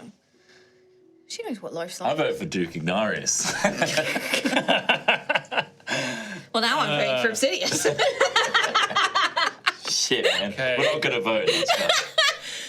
Doesn't matter. We're all gonna get thrown in I'll jail just as soon as start we the get magic there. mirror in my little temple of blood, and we'll just push Eldrak through that, and then Osseous can have House him. of Rock can have it. Yeah, they can have him. Can we just post him? We could. Just post him to the You ducal just put an palace. address on Rodri and just send him on his way. I guess we'll see. We haven't reached a decision. We're ready now. We got Just 7 end this. more End days. this. What's that in the sky? Black so- wings descending upon us. All 3 sets. Oh, no. Well, 2 days, like you travel for 2 days before in the evening, late one evening, as you are just coming out of the hills, night kind of falls and you are thinking about making camp when you hear a very soft voice calling from across the next hill. Beautiful voice of someone singing. There is a haunting melody to it. And Gruff, it's a melody you know quite well. You just hear, Sir Isabel was a valiant knight, fa-la-la-la-dun-dilly. She took up a bow and she went to fight, fa-la-la-la-dun-dilly. She set out from her forest vale, she had not even a coat of mail. But still she went on her quest and sang, fa-la-la-la-dun-dilly. And it continues, there's various But more verses and haunting, things right? like that. But it's beautiful, but there is a sort of like, yeah, it's someone singing, plucking, and you can hear, Rowan, you hear like the strings of, maybe not like a harp, you hear like a harp accompaniment to it. And you see a very soft, gentle, white glow. What's happening? Anyone else hear that music, or is that just? She travelled far and travelled wide. Am I dead? I hear it. Well, Followed her Do you always hear it? at her side. Fa-la-la-la-dun-dilly. Have a singing. We wept, we laughed, we really fought, know we this one. lied. Her test, my fate, our hearts entwined. One of my favourite ballads. Still she went on her quest and sang fa-la-la-dun-dilly. we stick with. Is this a crown still thing? Are we hallucinating? Well, Rowan, give me a performance check. Let's see if you know this song. +8. He knows the dubstep remix. 10. No, this isn't actually a song that you Yeah, I know is this in your one. La repertoire. la la la dilly. You get sing it wrong, lad. Billy. Was it Billy? 'Tis the ballad of Sir Isabel. One of my favourite ballads. What's it about? Sir Isabel. And why is it so haunting? And And why why is are it being they- sung here? It doesn't sound haunting to me. Yeah, when I say haunting, it's because there's like a slight reverberation to it. It's like bouncing off the hills. It's like somebody like singing out late at night, out in the hills. That is weird. With just a little bit of a harp playing to it. I mean, lovely and all, but why is it being sung out of the middle of nowhere? Shot a cyclops in the eye. Be luring us in. It could be. Could be travellers having a rest and singing a song. Haven't you heard me sing a song at the fireplace? Can I see a campfire or smoke coming from a campfire? No campfire or smoke. But we see a glow. White effervescence. I don't think that's a campfire. That's weird. But each time she won her trophy prize, my darling showed her soft Maybe we side. just go slightly closer just to see what's happening over there. And then if we see some people that we don't like the look of, we just go. Maybe There is a Daisy. lot of us. Daisy's quite stealthy. Daisy, would you mind? Well, I mean, I can if you really want me to. Well, I mean, I'm pretty good at What if it's a ghost? Or It does look ghostly. Is anyone able to send something forward to take a look? Or maybe your hand thing. I Percival can't. also stands there. No, we've just met up, Percival. I don't want to lose you again. You're too precious to me. Well, I can't really see through this hand. Anymore. No, not anymore. I mean, for the sake of it, if you want to say for like now, until the magic changes, which will be not today, if you want to say that you just can still use that spell, yeah, it's fine. Okay. Oh, okay. I do. Well, The hand. blood. Right, and you think that is scary? I'm pointing at the white line. That is scarier. True. The hand crawls up and crests over the hill and makes its way down. And down at the bottom of the hill, kind of nestled in, not quite a valley, but like a little dip, there's a little copse of trees. And you would see with your dark vision, because you do have dark vision as a vampire, because it is late, there is this glow. You see that there is a figure who is sat on like a little rocky outcropping near this copse of trees. But around like the whole area, you can see that this was the site of a battlefield long ago. Probably the conflict that created the Ash Hills, like, you know, it's old battlefield. Like, you can see like rusted weapons sort of still plunged in the ground. You can see marks where the earth was scorched and has never recovered, you know, never regrown from magical fire and stuff like that. Maybe even like a couple of dragon bones, maybe like like sticking up out the ground. And the figure that you see sat on this little rock outcrop, they are not a spirit. You would know a ghost were you to see one. They look alive, but their whole body radiates this sort of soft moonlight glow. They have long elven ears, blackwing long, and you can see that in the light of the moon that's shining down on them, they have a sort of moth-like appearance.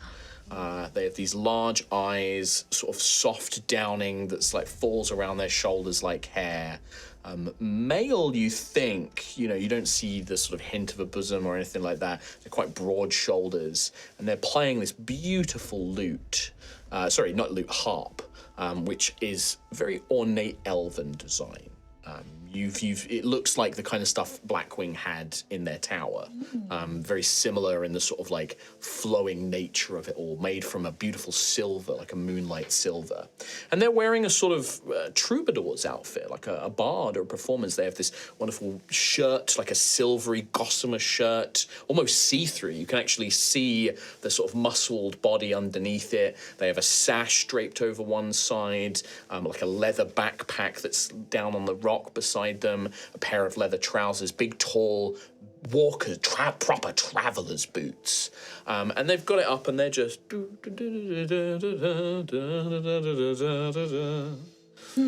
they have a moth's head? They have like the antenna and their eyes are big black, like but they're not a moth's head. It's not Mothman. All right. But there is a refining my vision. moth-like quality to them. And their hair has got like this kind of fuzzy down kind of vibe to it. But you can also see elven features. And, you know, you've seen Blackwing when they are in between like light and moonlight in that show, their appearance changes, right? Yeah. And you think that this is probably a proper Feywield elf, you know, an old elf, and you're seeing their true form. Cool. You know, you're seeing their true non-gossamer, like non-glamoured version of themselves. Because as far as they know, they're alone out here. So. Very cool. But there's also maybe like a little cock of the ear in the direction that your party is, as if maybe they may have heard some commotion as you've been discussing things and things like that. But they've just got their boots and they're plucking away singing this song.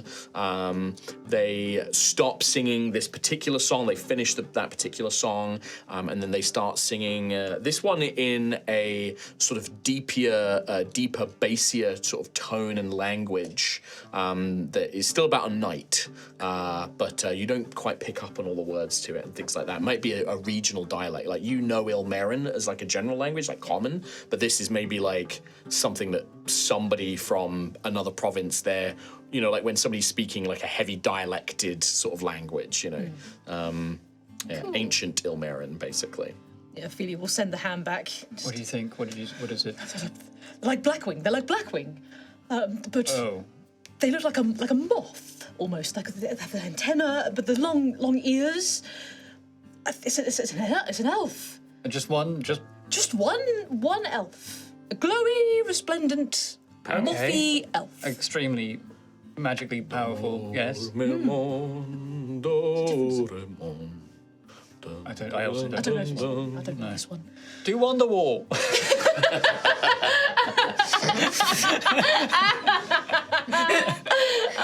Oh dear. Do we approach? It seems somewhat safe enough. At least Blackwing is, well, actually. I mean, they're on their own. They seem perfectly content just to be out here on their own. I mean, do we say hi? It's a risk. We is a do risk. have Sir Eldrak Ignis and Lady Verathera.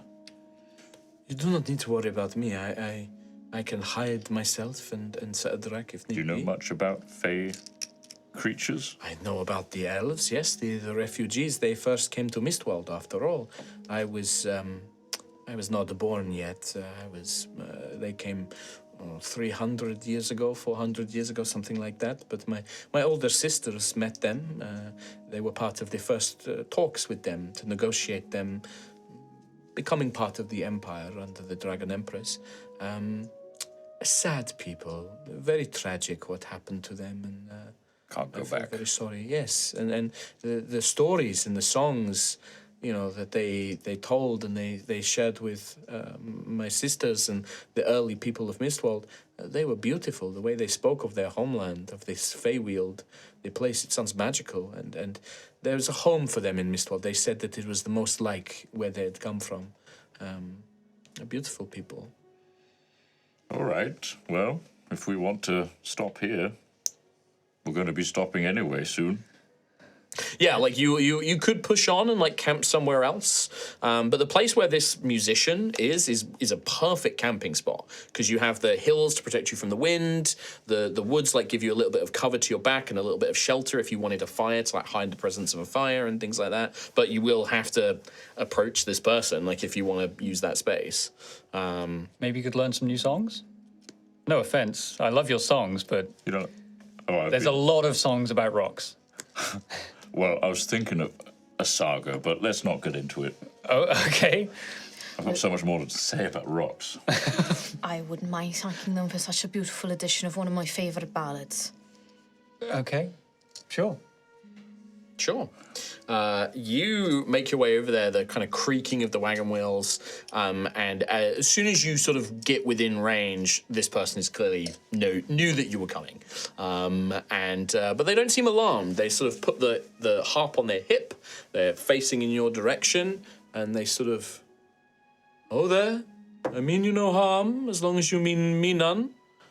You are not brigands or bandits, I trust. Absolutely not. I just wanted to thank you for such a beautiful rendition of one of my favourite ballads.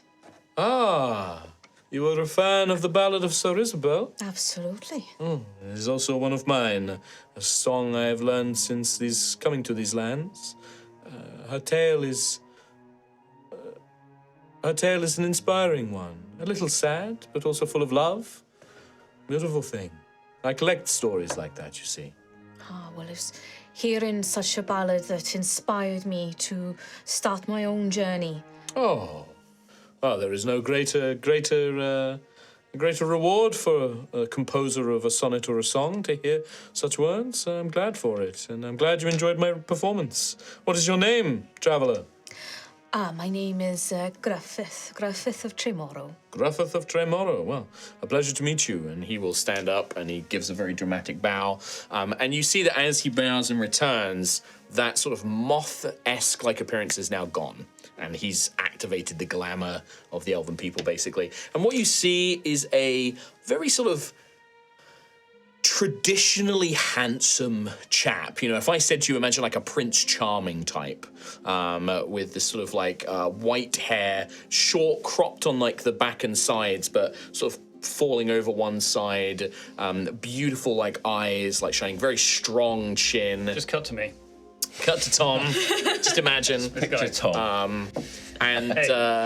Yeah, he bows his head. It keeps that elven appearance, but yeah, has very clearly activated this glamour and is now disguising himself. And yeah, he will sort of nod in all of your direction and thank you.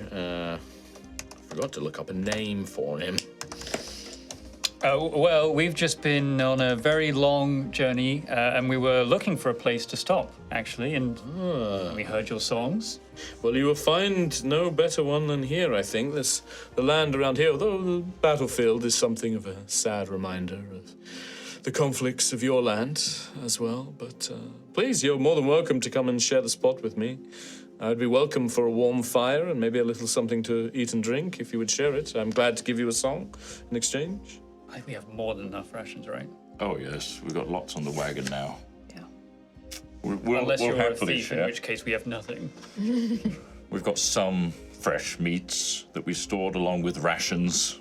I would be glad for anything you have to share. I do not need to eat much. A small morsel is more than enough for me, but I simply enjoy company more than anything else. Great. Well, Yes. And while we're resting, we'd love to hear some more of either your songs or your stories. Of course, yes. I have many. I have many that I've collected over the time. I'm happy to tell you one. Perhaps you could inform me. I am not from your realm, and I've traveled many parts of it, but I have not wandered these lands before. And yet I find I've been traveling these hills. I find so many sites of battle, of great conflict, of terrible, terrible things here. Do you know much of it? Would you tell me its story? It's the site of a battle many, many years ago, maybe 300 more, a long time ago, between the Gold Dragon Galvassar and his armies as they tried to invade Cauldra. This figure, this Galvassar, is a villain, a hero? A villain. Ah, very well. it was corrupted by an external force that corrupted his body and his minions that worked for him, and unfortunately scarred this land as well with its corrupting influence. So be careful with what you consume and eat from the lands here Oh, really? and the water. Poison? Not so much poison, more of a... Dark influence. Ah, that I'm very familiar with. We are taught from a young age not to eat and drink in the darker places of the Feywield. I will regard this place much the same. What brings you at least to Ilmera, or at least specifically to this place? Well, we were all brought to Ilmera. Those of us who wished to live had very little choice.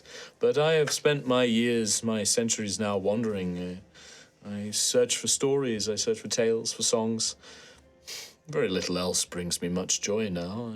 So I seek what I can. I find comfort listening to songs and stories. I've traveled around. I was recently south of here, a place called Emberford, a town, a beautiful place, a bridge crossing across the river sprouted up, a city of two halves, almost interestingly. There I met a fellow like you, a big fellow. A Yotnu? Yes, another bard, another performer. No way. Yes. He was less grey than you. He was more skin tone, pinkish sort of skin tone, I suppose. Yes, I'm relatively unique. Yes, I can see that. You're a stunning figure. Very. Yes, of course. Thank you. But yes, he had blonde hair and very, very loud and jovial. But he did a beautiful performance where every so much alliteration in what he said. Every word flowed from one another, the same beginnings, the same letters. It was fascinating. I'd never heard anything like it. That sounds amazing. I'm afraid I can't do that. No, that's all right. Neither can I, but it was interesting to hear for the first time. But yes, I mean, gather round. I will gladly tell you a tale. Forgive me, I did not give you my name either. My name is Volodar Raloren. Okay. Now, Volodar Valoren, if you were to say that slower and with all the individual letters, spell it out. It is Volo, V-O-L-O-D-A-R, R-A-L-O-L-E-N. But please, call me Volodar. Volodar. Volodar Raloren. Volodar Raloren. Volodar Valoren. Well, Call me, Volodar Valoren. but call me Volodar. Okay, Volodar. Volodar Valoren. Volo. Oh, welcome to our little Shalalalala. makeshift little group, I suppose. Volodar Valoren. But yes, well, let me, and he pulls out the harp again, and he plays. He plays without, unless you ask him, like, he will just keep playing, and he doesn't seem to get tired. His voice never cracks or breaks. He occasionally will stop for a drink of water or a bite to eat, give you a moment, but it's one song after another, or a poem or a story.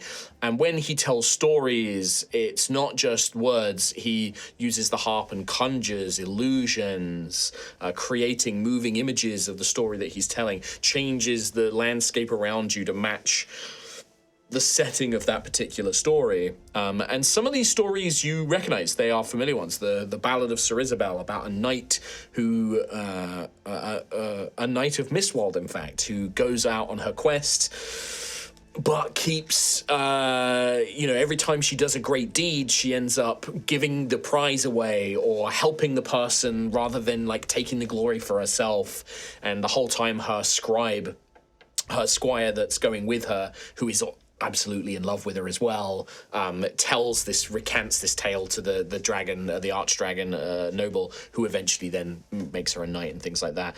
He tells you tales not of Ilmera. He tells you of a tale from the Feywield, about a woman with seven foxtails who's a trickster, and she tricks two lovers into fighting against one another in a sword duel, which actually ends up saving an elven town because they both happen to be in the same place to fight a duel when a bunch of enemies attack, and then they fight all the enemies off. And it's all because this trickster lady does all of this. And, like, he tells you this story. He tells you a tale about the giants. He tells you a tale of their beliefs in the stars, and he tells you a journey about their ships that are so great that they are said that they can sail across all of the oceans, and they fend off these great beasts. He tells you of one ship that was laden when they were at war with the dragons. They sent one of their great warrior chieftains to come and attack the Dragon Empire, laden their ship with weapons engraved with runes that could kill dragons. We empowered their weapons to kill the dragons, but it was sunk beneath the waves in a great storm, and things like that. And just like all these different stories and tales. Giants fought the dragons. Yeah, long ago they did, yeah.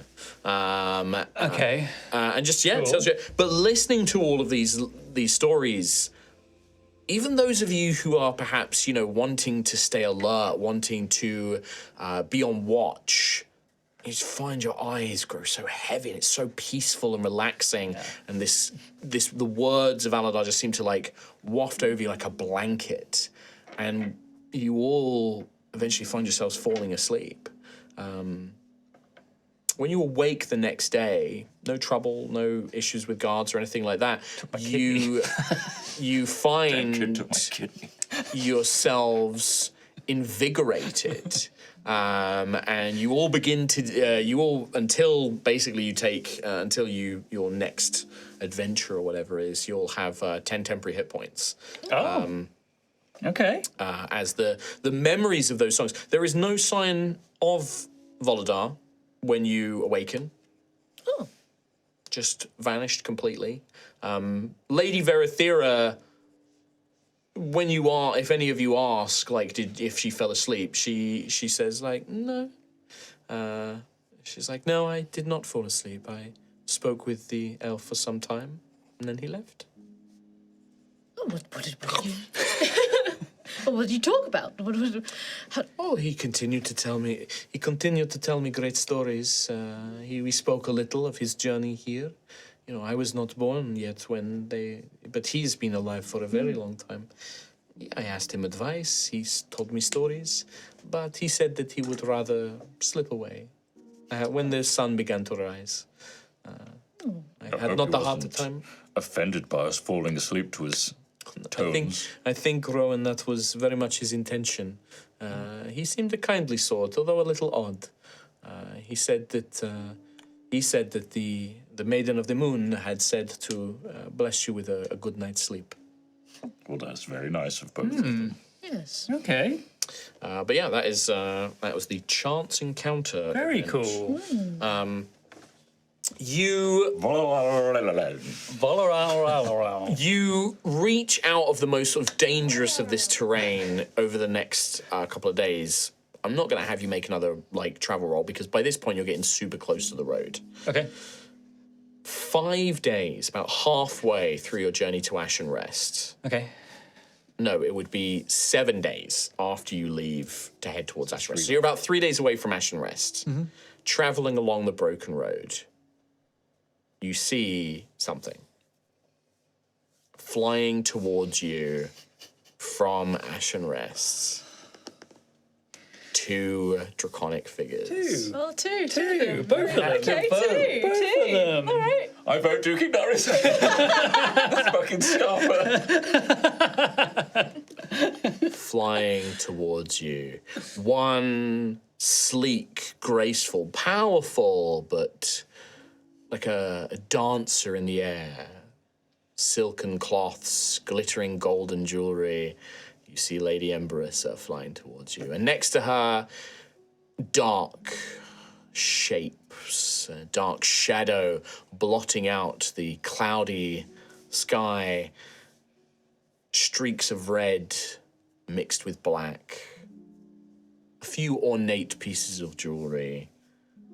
Heavily jagged horns and talons. You see Obsidius. Why did you let us have that entire conversation? You could have interrupted at any point. Why would I? Just drop a real quick, shut up. No, absolutely not. Do that. Come I on. know. God damn it. The 2 dragons land, churning up huge chunks of the earth beside the road, and then with a flash of magic, you watch their bodies shrink back down to their humanoid 9 feet tall forms. Yeah, it's still smaller than a Dargon. Lady Emberissa's eyes scan very quickly amongst all of you and then fall to the west. There is panic. She is very clearly looking for something that is not immediately present. She does notice Heart Warden on your back, but even that, her eyes register it and then are back to scanning. Falls upon the wagon. You can see her mind racing, and she begins moving towards the wagon, the back of the wagon, to open it. Lady Verathera sort of sees them, but she immediately bows and curtsies. Her age, Lady Verathera is a much younger dragon, and she just doesn't know how to. She doesn't want to say anything to these older dragons, who she seems to almost overtly just be like, oh, and she sort of hunkers down. Penelope is just like, Baranth doesn't know what to say. Yeah. Obsidius, though, stalks immediately towards the group of you. His expression is dark, angry. He reaches into his robe and pulls out the letter that you sent him. Who sent this? Which of you sent this? I did. What were you thinking? He opens it, and your wording when you sent this letter was, tell them everything. You speak of crown steel. It is by fortune that the guards who brought it were trustworthy enough not to read it and to deliver it to me. Orgrim, Loyal, did not read it. If he had, all would have been revealed. This was foolish, Gruffith. Foolish! You must be much more considerate. You cannot send word on like this. At least encode it, crypt it. Do not speak of these things so openly. And he burns the letter in your face. With the greatest of respects, my lord, being out in the countryside, the secret is out. You speak of things you do not know. It is not out. If it were out, my father would be here tearing you apart. Not only that there, who knows who would be after this trove that you have uncovered. You do not understand how desperate people are to get what you have found. So with all due respect, know your place. Know who is superior in their knowledge. You are a child. A foolish one at that. Now come, off the road. There's much we must discuss. And with that, we'll enter the session. Oh, fuck yeah. I love that. Kim, that is not Mark having a go at you. No. That is the character of Sidious being angry and I was absorbing it. I was wanna make that swimming in clear. it. I was loving it. Oh my god. Because, like, in yours, there's a load of understanding for Gruff to do what he did, but Sidious is like, chest. Oh my god. I'm like, oh my god. Yeah, it's not finished yet. Let's. Someone's shouting at Daddy! Middle school again. I'm like, oh my fucking god, what did I do? Well, you turn around. let's just say, like, that's the first bit with the letter. There's a lot more still to come. Oh, boy. Oh my god. You think Gruff's disappointed? Oh shit! You're in trouble. And then Marissa. Let's just say he's not in the best mood to begin with. No. Oh my god. Hey, and at least he came. And I will say as well, I made percentile rolls for that letter, where I was like, right, Oh, fuck. how long is it going to take? Didn't even think How about it. trustworthy are these scouts that have been sent with a letter? Let's make a roll. What have we done? I didn't The even. guards get to do they read the letter? Okay. When they get to the Duke's palace, they have to give it to Consider Orgrim, because he's not just going to be like, yeah, go and see. He's like, give the letter to me and I will take it to them. Will he read the letter? Roll to see. And you guys got so fucking lucky. Like, every time it was like, no, these guys are legit. They're fucking mega trustworthy. I was like, I can stew this one over real quick. We now know that the chain leading to Obsidious is clean. no, You're so no. welcome. These two dudes delivered this. Like, you do not think that. You're so. I trust them implicitly. Yeah, now you know. Now you know you can You have trust to them. name You're these so two welcome. random like scouts. You're so welcome. So funny. I was like literally there, like, all right, D100. Ooh, there's like a 20% chance these guys don't read the letter. Yeah, okay, yeah, no, they don't. I guess they don't read it. These are the most honourable fucking messengers ever. Okay, great, right, they get to bloody, like, gotta Consider Orgrim. All right, maybe a 50% chance he would read the letter because it's kind of... No, he doesn't. All right, yeah, fine, yeah. See some of Gruff's demeanor, Trust, his yeah, maybe. honourableness, it's rubbed off, it's influence on others. But Or maybe your it's not even a handwriting was case that of bad. influence. It was pure luck. Because, like, Nathaniel, sure, he wouldn't have read it. Yeah. But he was like, all right, here you go, scouts, because he didn't know what was in it. Hey, take that, go to Ashen's Rest, deliver it to Lady. It's like, okay. God, I didn't These even- two guys are like, very good, boss. I didn't even think about this fucking letter. Thing is, that's Like- Gruff though. Gruff wouldn't. No, of I course, know, I yeah. know. He believes the best of everyone. But also, you were panicked. You were like, we need to Yeah. let them know now. We don't have any other means of doing Yeah. it. But, Yeah, like, it's a crazy situation to be in. It's Yeah. like, And then then when I came to do the prep, I was just like, I've got to check to see what happens with this fucking Love it. letter, man. Like, Yeah. because it could go really fucking badly. Yeah. But anyway, that's it for today's episode. That's it, yeah, holy shit. Consequences. Welcome back. A I'm nice glad big to be back. RP episode. Good to be back. Nice big RP episode. But yeah, we will be back next week for more High Rollers. Hell yeah, we will. Thanks for watching. See you then. Bye. See you next time. Bye. Bye. Bye. Bye.